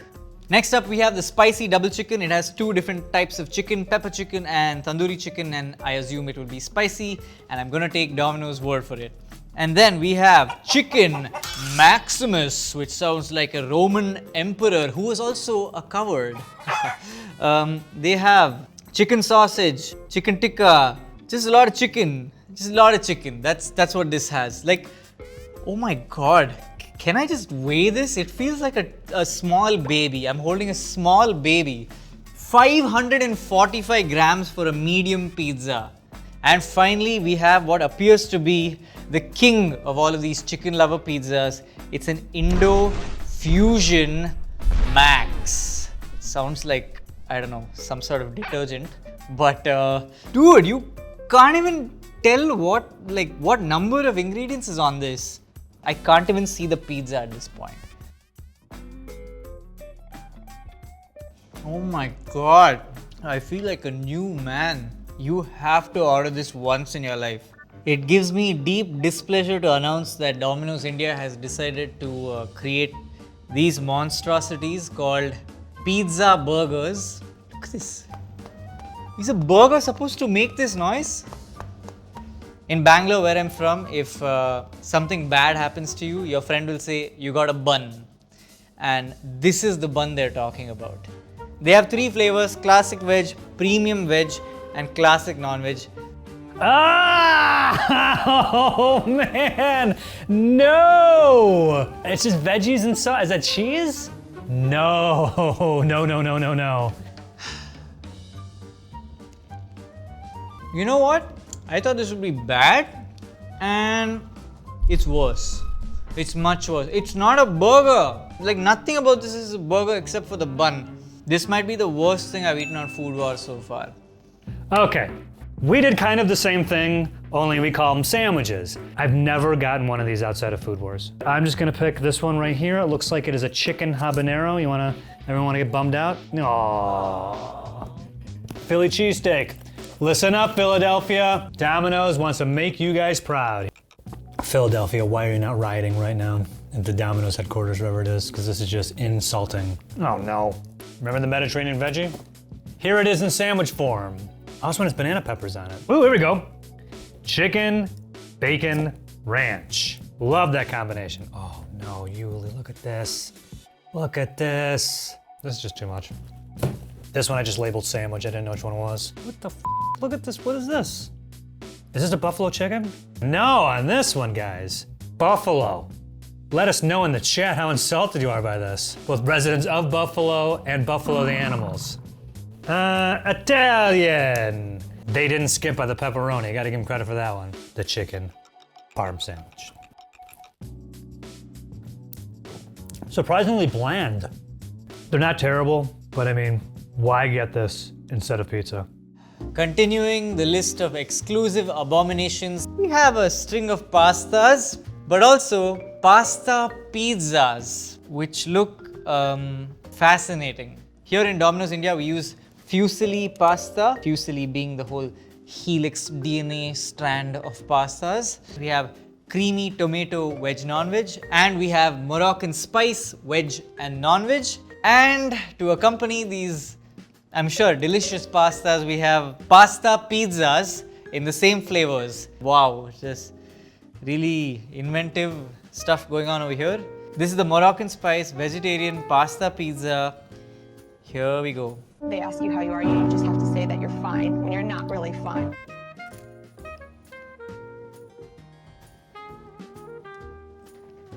It sent a shiver down my spine. It's so bad. How many different types of carbs are in this?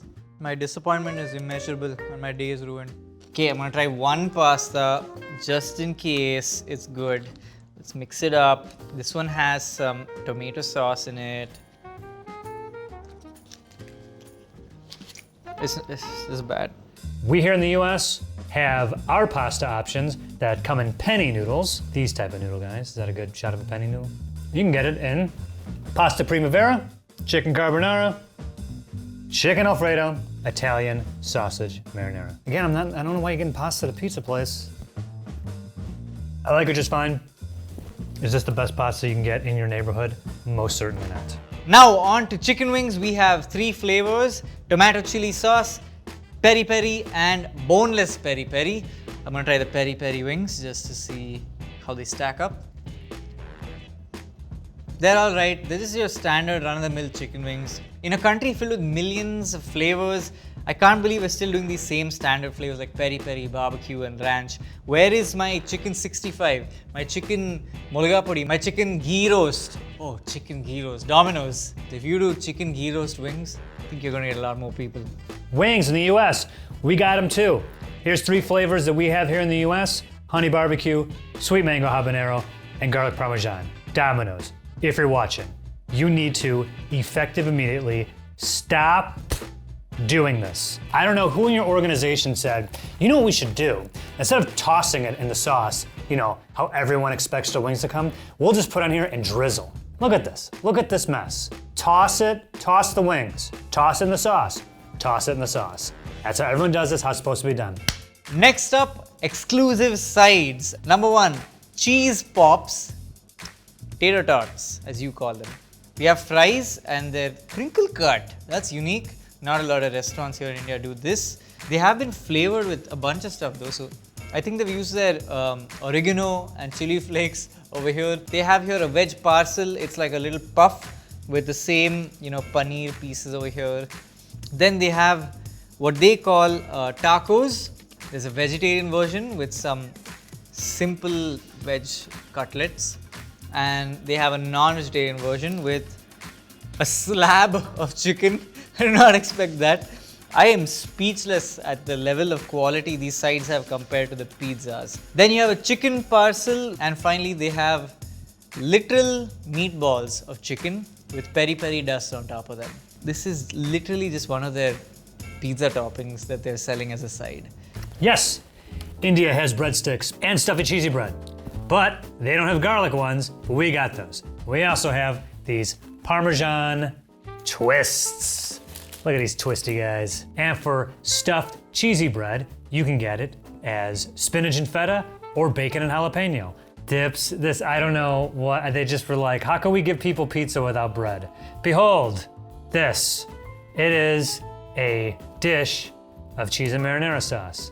They're calling them dips. Cheesy marinara. And the 5 cheese, come on. Look at that oil, you see that right there? Exclusive sauces at the US Domino's, you know what that means. Sauce talk.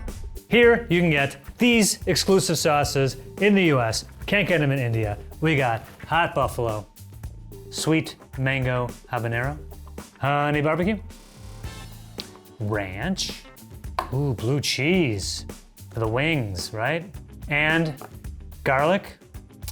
Yeah, it says ranch. They gave us 2 ranches instead of a ranch and a garlic. And marinara. Well, they're like generous with the marinara. That's a big one. We have 2 separate dips over here in Domino's India. We have a cheesy dip and we have a cheesy jalapeno dip. Cheesy dip. Ooh. Oh, that tastes good. Okay, cheesy jalapeno dip, really yum. Something about this tastes spoiled. Is this past its expiry date? It tastes like curdled milk. Go with the cheesy jalapeno dip for sure. It's time for desserts. Dessert.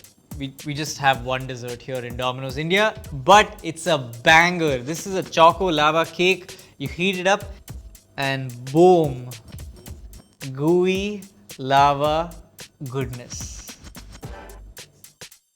Oh wow. This fixed everything that was wrong with the menu of Domino's up until now. Just eating this is so comforting. I can feel those memories of the pasta and the burger and that ridiculousness that they served slowly disappearing from my head like thoughts from Dumbledore's head when he's near the pensieve. Hey India, check out these desserts we got. You can't have them. Over here we have a marbled cookie brownie. I go for a brownie, right? What the hell, dude? These are great. Oh my God. It's cookie dough and brownie. What a great idea. This dips, I don't know who in your organization said, let's do dips, but you need to let that person go. It's like chunky applesauce and cinnamon twists. Now it's time for drinks. Yet again, it's PepsiCo winning. Over here we have Pepsi, we have 7-Up and Mirinda. Unlike a lot of other restaurants, Domino's is yet to switch from plastic PET bottles to something like cans or reusable cups. Drinks you get in the US, can't get in India. I almost said the UK, Jesus. I'm cracking up. Coke, Diet Coke, Fanta Orange, The Doctor, Sprite, Dasani water. I'm taking the Dr. Pepper. It's time for calories. Our large hand-tossed margarita pizza has 256.4 calories per slice. So that means the full pizza is 2051.5 calories, which is over twice your daily recommended protein intake and 172.5% your daily sodium intake. Yeesh! Our large cheese pizza is 2,240 calories. That's a 9.19% increase from India's cheese pizza. Look, I screwed up. I needed a thin crust for the crust section of this video, and I just randomly made it this large. Just understand that. Maybe, Victoria, can you do me a favor and take this pizza here and just like put it right there? Like, can you just do that in post, please? Next up, one slice of a large deluxe veg pizza is 220.5 calories, and so the entire pizza is 1,764 calories. This is our large Pacific veggie pizza, and it is 310 calories per slice, which makes the full pizza 2,480 calories. That's a 40% calorie increase in the US. And oof, get a load of that sodium, over 200% your daily amount. At Domino's India, our highest calorific pizza is the Chicken Dominatrix. Chicken Dominator. The Chicken Dominator. Dominating the calories, I guess. One slice will cost you 399 calories, and the entire pizza is a whopping 3,192 calories, which is 159.6% of your recommended daily intake. Please steer clear from eating an entire Chicken Dominator. Our US Domino's pizza with the most calories is this, the Cali Chicken Bacon Ranch. 1 XL Brooklyn slice of this is 560 calories. That makes the full pie 3,360 calories. That's 168% your daily recommended calorie amount. It's worth it, it's delicious. Go get a slice. Tell them Joe from Food Wars sent you. They'll have no idea what you're talking about. From calorie count to portion sizes, we wanted to find out all the differences between Subway in India and the US. This is Food Wars. Subway sandwiches in India come in two sizes, 6 inches, 12 inches. Subway in the US also has those two sizes, 6-inch and 12-inch. Now the website also says there's a 4-inch sub called a Chota sub, Chota meaning small, but mysteriously it is unavailable. We called 4 outlets, wasn't there. And now we shall measure the 12-inch sub to see if it actually is 12 inches. Keeping them honest. Right, that's 12 inches. All right, Subway. I'm getting more than 12 inches here. Subway has given me a 13-inch sub. This is why I love Subway. Fun doesn't stop there, because in the US, Subway also offers catering options. First, you can get this, a platter, which is 5-foot-long subs cut into 3s, making a total of 15 pieces. See? Boom, boom. The discrepancies continue here in India. The website says that we too have a platter option, but we called a bunch of stores, no platter option. And on top of that, in the US, you can get a 3-foot-long party sub. Gosh! We didn't get it this time. Graphics, you can go ahead and put a 3-foot party sub right in front of me. Thanks, guys. Okay, is my ex-girlfriend running the Subway India website? Because it's full of lies. They not only advertise a 3-foot sub, but a 6-foot giant sub. And surprise, surprise, we called a couple of stores, no 6-foot giant sub. In fact, they said there are barely any 6-foot humans here in India. Why would there be a 6-foot sub? And I was like, yeah, sorry, I'm the idiot. Hang up. Okay, I am a short thing, 175 centimeters. This is how much I measure. Now this is a 6-foot sub next to me. Why would this be a thing? It's taller than me. Well, Joe is 6 feet tall, so go ahead and... Ugh. So if graphics, go ahead and make me a sandwich in 3, 2, 1. You know, this is pretty comfortable. Can we do the rest of the shoot like this? Ugh, this is pretty nice. Here in India, Subway has actually opted out of using a lot of plastic, which is why they only stock these 330 ml cans, which I am going to measure just to make sure we are not being fooled by PepsiCo. Smells like my teeth decaying. Yeah, looks about right, 330 ml. Subway in the US, we're still totally using plastic cups. Small, medium, large, and the large is supposed to be 40 ounces. Why someone would want to drink 40 ounces of something that's not malt liquor in one sitting is beyond me. But if you want 40 ounces of soda, good Lord, Subway has you covered. I, of course, am curious to see if there actually is 40 ounces in this drink. Full Food Wars transparency. I did have to fill up my own fountain drink. Let's be honest. Can we agree that if you had to get your own drink, fill it up to go, you would probably get this much? Now keep in mind, the cap is recessed. For everyone roast me in the comments for not filling it up enough, like you can only fill this thing up so much. Oh my God, not even close. You know, I'm even gonna like get the condensation on the cup in there, just to even like help tip the scales in their favor, right? 34? 6, you guys are, just say it's the 34 ounce cup. Or 35 ounces. We're still gonna get it. Still gonna get it. Shame on you. I saw that John Oliver episode. Terrible Subway. Shame on you. What you do to the franchisees and what you're doing skimping on the sodas. Here are all the Subway menu items from India that you won't find in the US. Here's all the Subway menu items from the US you won't find in India. Obviously, Subway lets you customize your sandwiches, so we're not talking about every single different combination. We're just going on what is on the menu now. Let's begin. It's glorious. This feels like a Subway buffet, and I get to pick whatever I want. First of all, the aloo patty. This is basically potato, which has been cut up into pieces and then fried with breadcrumbs on top. This is not bad, but I think you can add all the fancy sauces you want into this thing. Nothing will beat a humble Mumbai vada pav. Corn and peas, that looks like a lot of mayo.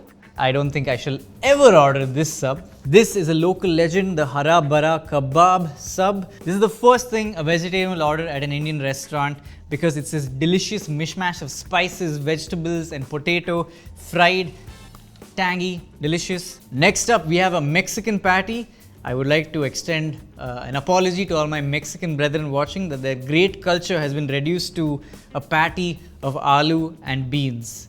Paneer tikka, beautiful pieces of cottage cheese as you call it. Is it weird for me to bite a Subway right through the middle? Would that upset you?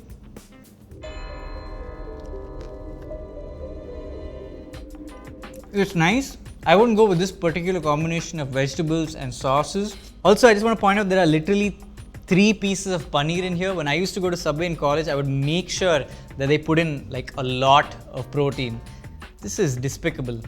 Veg sheikh kebab. Sheikh kebab typically is minced meat that's sort of pressed onto a skewer and then grilled. But this is a veg version. It has a lot of different mixed vegetables and potato. That's pretty yummy. I love the onions. The sauce combination is great. And the sheikh kebab itself, a lot of flavor. Next up, we have the vegetarian shami kebab. As you can see, they're nice round little balls. Shami kebabs are from Lucknow here in India. They have a very crispy exterior and a delicious melt in your mouth interior. They're typically minced meat, but this is a vegetarian version. Let me try this.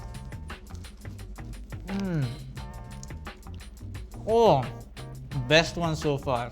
I'm so full. Next up, Chatpata Channa Subway. What a fun name. Chatpata means full of masala, zingy flavor, really delicious. Channa is lentils. It looks kind of like a dirty diaper, but I assure you this is going to be absolutely delicious. Oh, yeah. That's pretty good. Now on to the non-vegetarian subs, starting with this one, the Indian chicken tikka. It's pretty good. I just took a mouthful and there was absolutely no chicken. Every bite should have a bit of everything. Chicken kofta. Kofta is basically meatballs and this is chicken flavored. You can see the meatballs right there. Wow, that's actually really good. Whoever picked the sauces on this one, this is the way. Barbecue, sweet onion, bit of ranch, a bit of mint mayo. This is the best sub out of all of them. I actually think it's the combination of sauces that makes the sub what it is. It's leaking flavor. Peri peri chicken. Ever since McDonald's released peri peri fries here in India, there has been a peri peri revolution over here. A peri peri revolution, as I like to call it. A lot of chicken, a lot of meat, not a lot of veggies. What happened here? Some olives would have been nice. And finally, this rejected Subway over here is tandoori tofu, which I refuse to eat on principle because we also have paneer over here. It looks pretty much the same and I'm sure it tastes great. You know what I realized? Subways opened up like this don't really look all that great on camera, do they? Oh my god, this looks like somebody's organs. US exclusive sandwiches. You know they say greatness is in the agency of others? Well, I'm here to say greatness is in the agency of other sandwiches. I've tried almost none of these. Starting over down here, we have something called the Mazza Meats. Let's take a look at this, Yuli. Oh, I don't think I've ever seen this before. Look, they even got like the little like the fresh mozzarella, as what looks to be all the Italian meats. Oh, by the way, unless otherwise important to the sandwich, I got everything with lettuce, tomato, and onion, and like no sauce unless it includes a sauce. So, some mercy on the people who had to wake up 2 hours early to make these sandwiches. It's just like, yeah, just put the same junk on all of them. Moving on, Supreme Meats. Oh yeah, this is up my alley. Salami, the other salami, ham. No turkey though, huh? This is Capagol, what is this? Provolone cheese. This is something that I would probably get at Subway. The Baja Turkey Avocado. Let me open it up for you here. Turkey. Oh yeah, hey, they were generous with the avocado, I think, right? Going right in the middle. No big deal. Moving on. Honey mustard rotisserie style chicken. Oh yeah. I like the flavor of that better than like the regular chicken. The All-American Club, ham, turkey, bacon, the Baja chicken and bacon. It's like weak. Even the bacon doesn't have a lot of flavor. Let's get into the steak. Baja steak and jack cheese. Black Forest ham. Buffalo chicken. Oh yeah, look at that. Well, they were generous with the buffalo sauce. Chicken bacon ranch. What does it say with like the strongest flavor in this is the tomatoes? You guys don't have the cold cut combo? That looks like bologna. Then we have this next one. Whoa, the meatball, right? India, I assure you this tastes way better than it looks. Roast beef is, you guessed it, oh God, that turned the bread pink. Is that normal? Oh, spicy Italian, a favorite of mine. 2 salamis, both spicy, you know, just like in Italy. The turkey Cali fresh. I think when something's a Cali sandwich, the Cali means bacon and avocado. The steak Cali fresh. Which has, let me guess, bacon and avocado? No. Ah, there's the bacon. So unless I got COVID in the past 5 minutes, the food at Subway has seemingly become incredibly bland. Steak and cheese? These steak sandwiches are like bricks. Look at this. Oh, Yuli! Yeesh. Now, there are some sandwiches which appear on both menus but have little differences when it comes to ingredients. For instance, our Subway Club comes with turkey, ham, and bacon, and our Italian BMT has ham. In India, our Subway Club actually has turkey, lamb, and chicken slices, and our BMT does not contain bacon. This is because most fast food outlets here don't serve ham or beef because it will hurt the religious sentiments of Hindus and Muslims.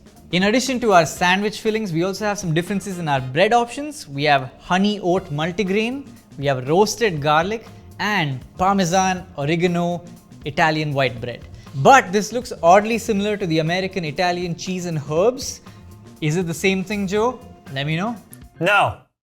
Here's exclusive US bread options at Subway. Cheddar jalapeno bread, gluten-free bread, tomato basil wrap, and hero bread. In both the US and India, you can get any sandwich as a wrap or in a salad bowl. Other US exclusive option is the melt. I wasn't gonna get every single melt. The list goes as follows: Baja chicken and bacon melt, chicken and bacon ranch melt, Baja steak and jack melt, buffalo chicken melt, ham and cheese melt, Italian BMT melt, meatball marinara melt, oven roasted turkey melt, spiced Italian melt, steak and cheese melt, and tuna melt. I went ahead and got 2 steak melts and, which one is, oh brother, the tuna melt. Oh God, it looks like cat food. Ooh. I definitely don't have COVID because I tasted that. I need a steak and cheese melt palate cleanser after that. Now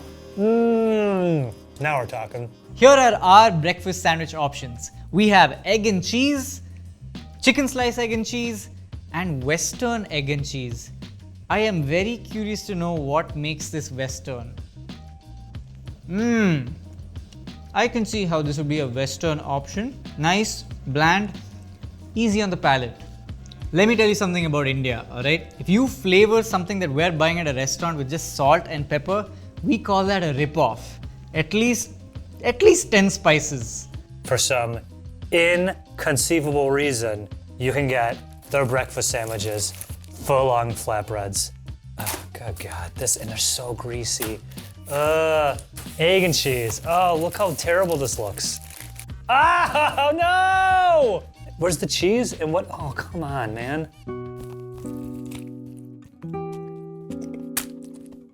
Absolutely not. This really is a bummer. Oh my God. Did you hear that? I mean, these eggs. Are you kidding me with this? What?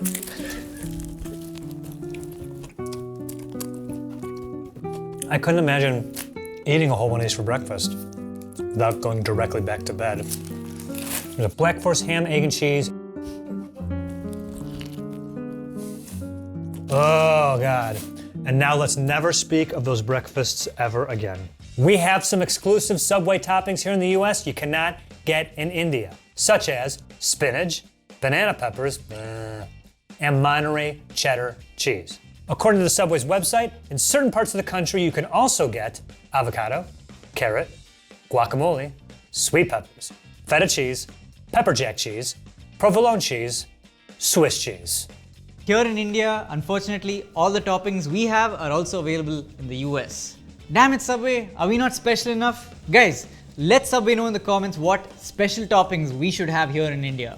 However, we do have our own exclusive sauces. Sauce talk. Starting with mint mayo, which is absolutely a banger and the entire world needs to taste this. Tandoori mayo, which we end up using because we overuse the mint mayo, just balances it out. And finally, red chili sauce. I've also never heard of mint mayonnaise, and that sounds incredible, actually. So in the US, we have a few of our own exclusive sauces, such as ranch, oil, Subway vinaigrette, and plain mustard. You guys have honey mustard like us, but not plain mustard? And in certain locations around the country, you can also get buffalo sauce, creamy Italian sauce, golden Italian sauce, savory Caesar, sriracha, and, tzatziki cucumber. Tzatziki, or just is the T silent? Ziki. Tzatziki cucumber. In my defense, I am incredibly nauseous. What if we took all of the US exclusive items and put them in one sandwich? Well, this time we're not going to. And thank you. We actually made an effort to make an edible US only sandwich. What we have is a steak sub, cheddar jalapeno bread with spinach, banana peppers, Monterey Jack cheese, ranch, and mustard. This all works well together, except the mustard stands out, which is kind of a could do without it. And the spinach is fine. I don't taste the spinach, so I guess it wouldn't kill me to get some green in here. Now what about an India-only sub? Here is one with roast garlic bread, tandoori chicken tikka, mint mayo, tandoori mayo, and red chili sauce. I'm really feeling the lack of exclusive toppings here, Subway. This is just meat dripping in sauce. Make India exclusive toppings happen right now, Subway. This is the eat, pray, love version of a sub, in the sense that it makes sense to everybody else in the world except Indians. Moving away from subs, our snack section will tell you that we have a pepperoni toasty and a veggie toasty. Unfortunately, at the time that we ordered, it was not available. I have tasted them before though, and the pepperoni one is pretty yummy. Subway has potato chips, of course, and these are some US exclusives starting on this end. Sun Chips, Cheddar Harvest. Sun Chips and Subway have always had a really good alliance. Good for them. My favorite, Miss Vicky's. The jalapeno chips, these things are so good. You can also get the Miss Vicky's lime and cracked pepper chips. The one I went to, didn't have them. This I can't believe. You guys don't have the nacho cheese Doritos? I mean, this is like the most popular chip, right? And last, Lay's Baked. And also, kids can get a pouch of applesauce. I'm assuming adults can get it too, but they're technically for kids. In India, Subway's chip options are a lot more limited and they vary from store to store. The one we visited had a variety of flavors in Cornitos, which are basically nacho chips, and Lay's. And they had my personal favorite Lay's flavor, West Indies hot and chili. But the crew has informed me that they will not roll further if I don't give a shout out to India's Magic Masala. Our Subway cookies have one exclusive flavor, and that is this, the raspberry cheesecake. This is so good. I don't know how they do it. We sort of have an exclusive here in India. In the US, you can get a chocolate chip cookie, but here you can get dark chocolate chunk cookie, or if you really want to join the dark side, a double dark chocolate cookie. Here at the Subway in the US, Coca-Cola rules everything around me. We got a lot of Coke products here. I put these in order of which one I would probably want to have with a sandwich. Coke, Diet Coke. Not a big diet guy, but it's like, with the calories. Next to Sprite. I mean, who doesn't love Sprite? It's a little strong. I don't know if it goes well with a sandwich, but why not? Then we move on to the Simply drinks. You got yourself Simply Lemonade. Who doesn't like lemonade, right? Simply Orange Juice. I feel like this is more for the breakfast sandwiches, right? I mean, OJ after 11 a.m. seems kind of strange to me. And then this apple juice. If you want to have an energy drink with your sandwich, vitamin water triple X. And then Gatorade. Yeah, I mean, I like Gatorade, but I mean, it doesn't pair with food at all. Last and not least, all natural energy, green tea, hydrated coconut water, antioxidants, electrolytes with ribose. Let's find out. Whoa, that's terrible. This one smells like BO. Here in India, Subway's actually partnered with PepsiCo. So instead of Coca-Cola products, you can get things like Pepsi, Mountain Dew, Pepsi Black, Mirinda, Tropicana orange juice, and Aquavest water from the makers of Aquafina. That's so complicated. Why? It's like a movie title at this point. Which country is getting a better deal on its subs? Let's compare a foot-long turkey sub in both. In the US, this will cost you $8.99. In India, ordering a foot-long Turkey Club sandwich on Zomato, one of our food delivery apps, will cost you 476.19 rupees. That's around $6.27 right now. And while that's 30% cheaper than the US sub, it's still pretty expensive for the average Indian. For context, in under $7, you can feed an entire family of 4 and you're gonna get a very delicious, hearty meal in most restaurants over here. Now, to play devil's advocate, the Subway near my college back in the day had a crazy deal going on where they gave us a 6-inch sub, a cookie, and a drink of our choice in under $2. And we used to eat lunch there nearly every single day. So I guess from store to store, there are different offers, and Subway is and can be kind of affordable.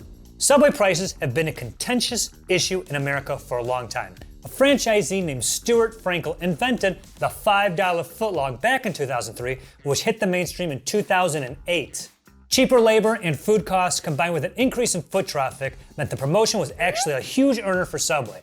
Sadly, it didn't last, and the deal was phased out around 2012. When Subway tried to bring it back in 2017, it was met with uproar from many franchisees who said it was impossible to make a profit from the promotion. The same thing happened again in 2020 when Subway tried to push a $10 for 2 footlongs deal, which was killed after 2 weeks.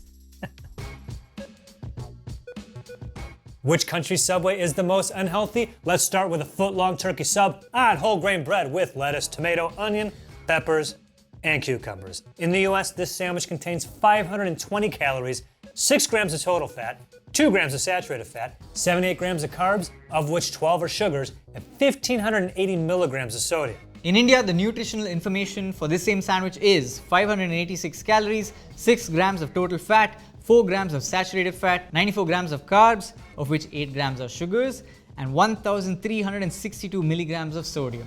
When you break food down like this, it sounds pretty scary. So, the US sandwich has more sugar and more sodium than the Indian version, but they have the same total fat content. I don't know what to take from that. But the Indian version has more calories, saturated fats, and carbohydrates than the US version. My theory is because we have that extra inch. What's the most calorific thing on the US menu? Currently, it's a foot-long Cali Fresh steak sub with smashed avocado. On whole Italian bread, one of these is a hefty 1,220 calories. There's also 68 grams of fat in there, 87% of your daily allowance, as well as 2,380 milligrams of sodium. Over 100% of your daily allowance. The most calorific thing on the Indian Subway menu is this paneer tikka sub, foot-long, whole wheat bread with standard salad. It's a whopping 820 calories.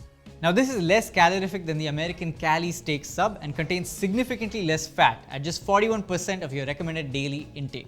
The main thing to watch out for, however, is the saturated fat. There's 16 grams of it in here, which is 80% of your recommended daily intake. Oh, saturated fats, you sly dog.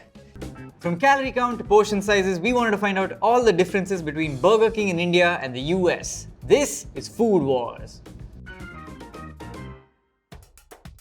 In Burger King India, our drinks come in one standard size, which looks to be your small or medium. But you can also opt for a can of 330 ml. Burger King in the US, our drinks come in 4 sizes: value, small, medium, and large. Let's measure this cup to see how much is actually in here. Does it make anybody else want to pee? Or is it just me?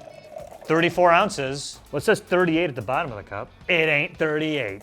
Our Burger King fries come in 2 sizes, medium and king. Our fries come in 4 sizes: value, small, medium, large. I remember the large being bigger than this. I'm just glad that the fuss we rose for the first UK-US Food Wars Burger King has resulted fry transparency. Next up, chicken fries. I didn't know this was a thing, so I'm very excited to eat them. It should have 5 pieces. 3, 4, 5, 6. Thank you, Burger King. Oh, never mind. One of the fries had broken. They gave me 5. Ours also is one size: 9 chicken fries. It's like a pack of chicken cigarettes. 7, 8, 9. A nice brown on brown. Yeah, we thought ahead for this one. The next one we shoot, I'm wearing all brown. We're in a brown jumpsuit. We're gonna paint this brown. The most unwatchable series. Here's everything you'll find on the menu at Burger King India that you won't find in the US. And here's everything you can get at a US Burger King you can't get in India. Let's begin with the Whoppers. This is a good time to mention that here in India, most fast food restaurants do not serve beef or pork to keep the religious sentiments of both Hindus and Muslims. Conservative Hindus will not enter a restaurant that serves beef. Conservative Muslims might not enter a restaurant that serves pork. Alright, keeping all of that in mind, let us begin with the chicken Whopper. Ooh boy. Okay, Burger King definitely has larger burgers than most other restaurants here in India. Look at this, it's the size of my face. I am the Burger King. That's so good. You might notice if you are a regular Burger King consumer of the foreign lands that if you were to eat this one, it's a little spicier. And I think they've done that because most Indians love their spice. There's a lot of bite to it. Next up, double chicken patty. Whoa, whoa, whoa, whoa. This one's got some heft to it, huh? The mutton Whopper. Mutton, if you are unaware, is goat meat, and Burger King is one of the few fast food chains here that actually serves red meat of some kind. Indians love their mutton. I love my mutton. It's definitely more meaty, has a lot more bite to it than the chicken. God, Burger King, what are you doing? The quality is out of control. Every beef burger at Burger King is a US exclusive. Got all the Whoppers. Let's start down here. The little guy, the Whopper Junior. Not enough meat, you say? You can get yourself a double Whopper. Same burger, 2 patties. Can they go bigger? They can. The triple Whopper. Look at this thing. Hey. Close your mouth when you're taking a picture. The Texans of the audience might have to help us out in the comments here. The Texas double Whopper. Texas prides itself, from what I can tell, on always going bigger. So why wouldn't it be the Texas triple Whopper? A rare moment where Texas was reserved. Texans of the internet, I think you guys need to step in here. I don't think that sandwich is doing you guys proud.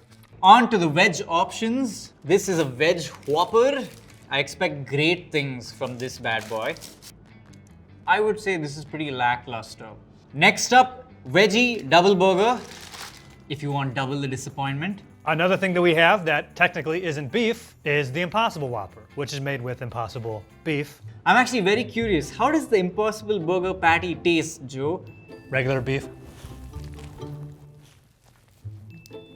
I have to hand it to him. It tastes exactly the same. I want to give the environment a break. Maybe get one of these every once in a while. Next up, we have an exclusive King collection of burgers. These better be quite royal and aristocratic. Number 1, hot and cheesy veg. A lot of jalapenos. The patty actually has like cheese melt in it. Hot and cheesy King's Collection on a scale of common villager to the king himself. I would rate this village bard. Once in a while you want him there just to appease a few people, but otherwise pretty lackluster. Paneer Royale. Just by the name itself, this one should be incredible. So paneer, if you don't know, is cottage cheese, and here in India it is almost a staple. We eat it in everything. We eat it in curries, we sometimes just sear it and eat it plain, and obviously it had to make its way to burgers. The paneer is really good, chewy and delicious. I would rate the Paneer Royale a local baron. Helps the king around a little bit. Now on to the two non-veg options. We have fiery chicken. Plain and simple. They just want this meat to blow my mind. It's just spicy. That's all it is. It doesn't have the depth of flavor that the chicken whoppers did. Chicken tandoori. If you guys don't know what a tandoor is, it's basically this cylindrical oven that we heat up using wood fire and charcoal traditionally, and we use it to create everything from kebabs to breads. I doubt all Burger King outlets have an actual tandoor in their restaurants, but let's see if they were able to replicate that smoky flavor. On a scale of absolute street urchins to Maharajas, I would rate these two court traitors that try to backstab the king and now they're on trial. They have a lot of bark, but not enough bite. They're going to be executed soon. Non-Whopper burgers, AKA burgers. Get yourself something called the Big King. Well, that's what it looks like. Don't have it. What we do have is the single quarter pound king, Bacon King. I would say generous amount of bacon. Great. Then these little, much more reasonable sized burgers. Bacon cheeseburger. Bacon double cheeseburger. A bacon-free double cheeseburger, right? One of the most hilarious things on the Burger King menu is, of course, the rodeo burger, a burger with barbecue sauce and onion rings, because why not? And yeah, cheeseburger, regular dry-ass hamburger. Who cares? Enough kingly sandwiches. It's now time for the regular vegetarian options that they have. We have crispy wedge double, crispy wedge with cheese, BK Classic with cheese, Light Whopper Junior, and Light Whopper Junior with cheese. Why is it called Light Whopper Junior? How many more things do you need to add to the name to make it seem small? Mini, light, small, Whopper Junior, kindergartner burger. How about that next time, Burger King? Okay, I don't want to try any more veg burgers, but this one, the BK Classic Veg, seems different. Like the bun looks to be the same, but they've definitely used more perky buns here. Don't use that audio clip out of context. Okay, finally, if you're a vegetarian, I would recommend the BK Classic with cheese. Boom. Although it is currently for a limited time, thought I would share with you guys. Here in the US, we have the Southwest options at Burger King, starting with the Southwest Bacon Jr., the Southwest Whopper, the Southwest Impossible Whopper. What makes it Southwest? I'm seeing like crispy little chippy guys. Ooh, spicy. Ooh, it's got some heat to it. Yeah, there's guacamole on here. Hang on. I kind of fuck with it. I wouldn't eat it if I didn't work at Food Wars, you know? And now for the chicken sandwiches. These look so tiny compared to the Whoppers. We have crispy chicken double, crispy chicken with cheese, BK Classic chicken, spicy grilled chicken, big smoky grilled chicken, Light Whopper Chicken Junior, Light Whopper Double Chicken Junior, and Light Whopper Chicken Junior with cheese. Yes! I could walk at Burger King right now. We're going to try just two of these burgers just to see if they're any different. First one, the spicy grilled chicken. Oh my god. I can imagine myself going to a drive-thru, taking one of these, driving to work, sitting in Silk Board traffic, getting annoyed with all the other people honking, realizing I should have gotten a bigger burger, and next day ordering two. Nice. Next up, the big smoky grilled chicken. I don't see how this is smoky at all. In fact, it's kind of sweet. On to the non-beef options. I personally think these new chicken sandwiches are fantastic. The Chick-King, that's CH apostrophe King, because it's Burger King. Spicy chicken sandwich, same thing. Add some spicy sauce on it. This is very good. If you like these but want a little more veggies, because you're some old fogey, here you go. Vegetables. They also make the Chick King Deluxe. Deluxe equals lettuce and tomato. This car crash of a sandwich is the spicy. Actually, the spicy with veggies is actually kind of nice. The coolness of the lettuce and the tomato actually counterbalances the spice. The original chicken sandwich, shaped like the new iPhone for some strange reason. This guy's been around forever. It's their answer to the McChicken. It tastes exactly like a McChicken. Chicken Jr.? Well, that's a little guy. The spicy Chicken Jr. And last, the only non-chicken thing in the chicken section is the big fish. And now for a set of snacks that comes under their stunner menu. We have King Egg Burger, King Egg Wrap, Crispy Veg Wrap, Veg Crunchy Volcano. That's right, this is not even a wrap, this is a literal geological formation. Tiki Twist Burger, Veg Makhani Burger and Chicken Makhani Burger. And finally, Crispy Chicken Wrap and Crunch Chicken Volcano. Alright, the first burger we're trying is the Chicken Makhani Burger. So, makhan means butter. And it also means a lot to us Indians. You just walk in a room and you say makhan, it will resound through the room. Like people's eyes will perk up, the hairs on their arms will rise. Oh my god, yeah. Okay, so they've gone for like a butter chicken murg makhani flavor, but it just tastes like tomato puree over a stale chicken patty. Next thing that I really want to try is the volcano itself. And I think this is their answer to Taco Bell's Crunch Wrap. Oh, that's pretty good.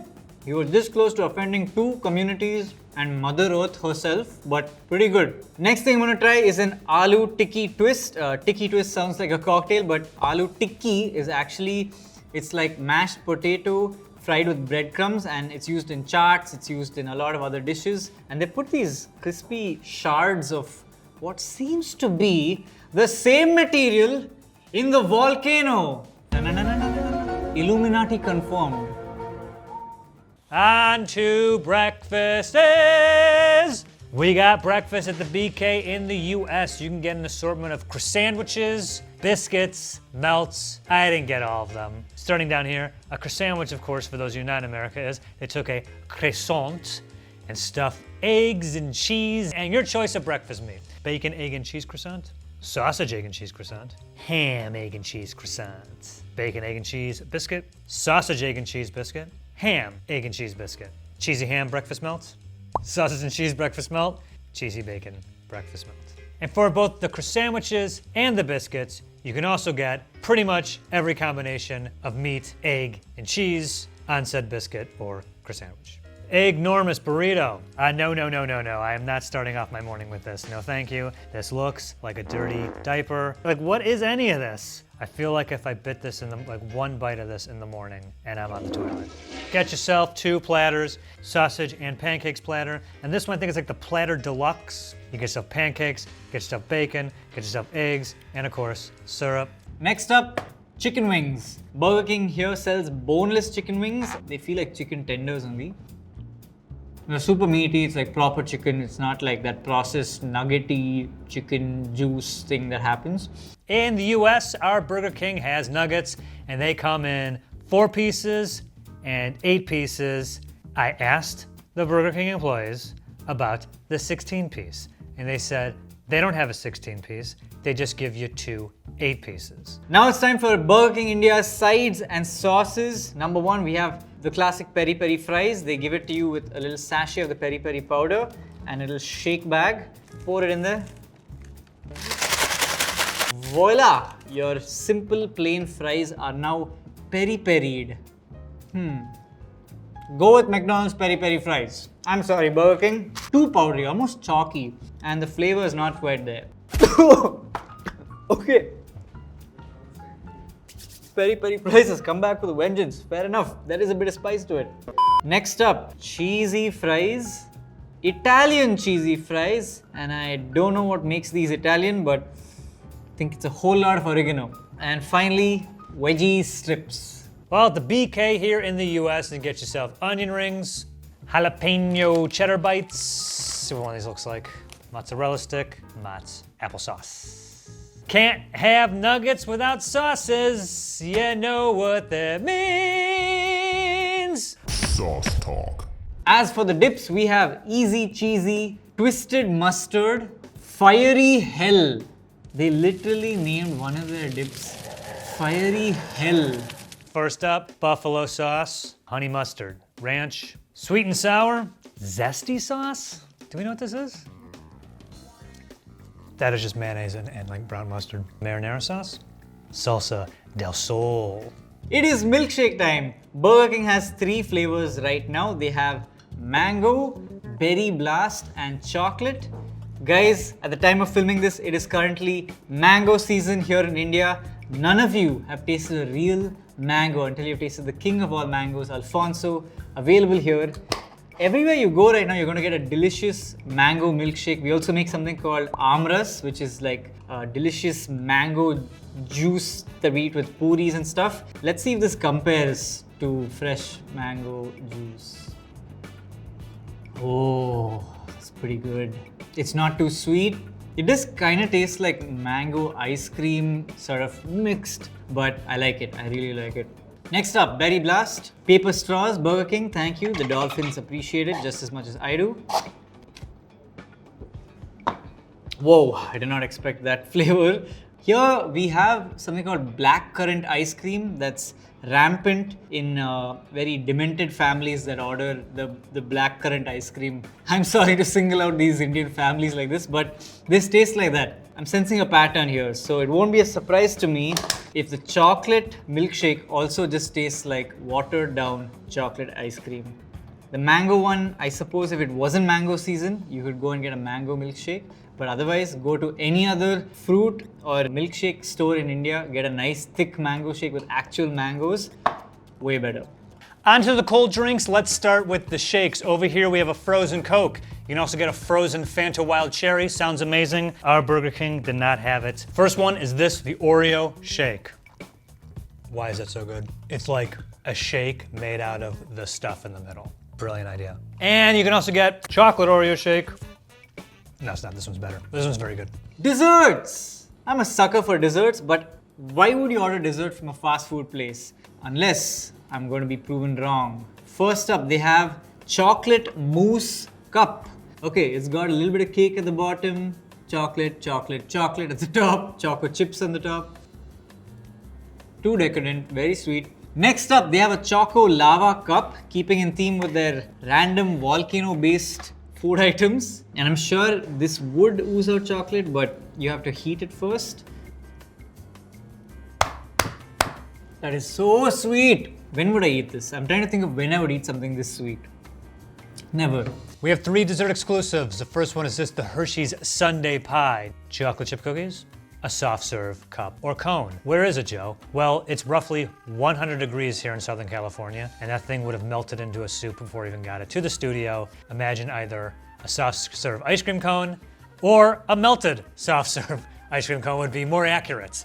As for cold drinks, we have Pepsi, Mountain Dew, Mirinda, which is an orange soda, and iced tea.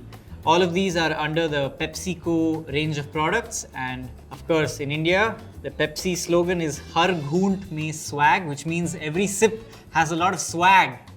And I have to live with this cringe for the rest of my life now. Here in the US, we have obviously a variety of exclusive drinks. Can't get in India. Coke, Dr. Pepper, Diet Coke. There it is, Barks, baby. Fanta Orange. I should say that at least the BKs that I go to here in sunny Southern California has those Coke Freestyle machines, so you can also get yourself an orange juice. It's really funny looking at orange juice next to orange drink. Like, look at the difference between it. Orange juice, orange drink. Capri Sun, apple juice. Burger King iced coffee. The BK Cafe, which is, of course, coffee. Milk. Let's talk price. A single Indian chicken Whopper will cost you 199 rupees or 1.56 US dollars at current conversion rates. In the US, a Whopper costs $8.79 or 668 Indian rupee. That's around a 236% increase in price. Make it a meal with medium fries and a large drink and it'll cost you 383 rupees or 5.03 US dollars. Add a medium fry and a medium drink to the order, and that brings the price to $16.37, or 1,246 Indian rupee. Again, about a 225% increase. Now upgrade to the large size and it's 407 rupees or 5.35 US dollars. Make it a large, $16.77, or 1,276 Indian rupee. That's a 214% increase. 200 rupees for a single burger is actually very expensive. And while fast food in the US and other foreign countries might seem like something that the average person can easily afford, here in India, this is expensive and only the upper middle class and the rich can actually go out and have a burger like this. In fact, in Mumbai, where we're filming this right now, our most popular street food is vada pav, which is like a potato burger, and it costs just 15 rupees, which is 20 cents. It can fill you up. Downgrade the cost, upgrade the taste, get a vada pav.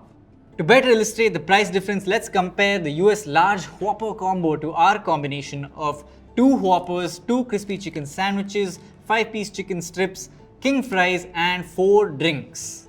All of this still costs less at just 1,102 rupees or 14.45 US dollars. We would have to add a crispy veg with cheese and a crispy chicken with cheese to get around the same price. But again, I have to remind you that in $14, an average family here in India could eat at home for a week. Calories time. My favorite part of these videos because I realize how much I should not be eating this food. Let's start off with the crispy chicken sandwich from Burger King. It has 430 calories. And in the US, our crispy chicken sandwich is 670 calories. Next up is one of Burger King India's most popular burgers, the Wedge Whopper at 728 calories. Imagine that. High calories, low taste. We don't have that, but in the US, our Burger King does have the Impossible Whopper, which contains 630 calories. Next, let's compare the fries. An average box of king-sized fries will cost you 535 calories. If I had to choose between these fries and an hour of cycling, let's be real, I'd probably skip the cycling. But this is still bad. It's a lot of calories. And in the US, a large fry has 430 calories. And now, for some reason, if you're really looking to pack on those calories, introducing Burger King India's most calorific sandwich, the Masala Wedge Whopper, at a total of 734 calories. Damn! The website of Burger King India also says they sell a 15-piece grilled chicken wings with a total of 1,256 calories, but we called a bunch of stores, it was unavailable, and I think they discontinued it because they did not want to kill half the country. Oh, yo! Yeah, this is definitely a block of calories. And in USBK, our most calorific sandwich is this, the Bacon King. Just one of these bad boys, 1,359 calories. Oof! God damn it. Brown on brown on brown, brown on brown on brown, brown, brown, brown, brown, brown. Hey, you gotta hand it to these fast food companies, man. They make this shit look real appetizing for what is literally how many different shades of brown.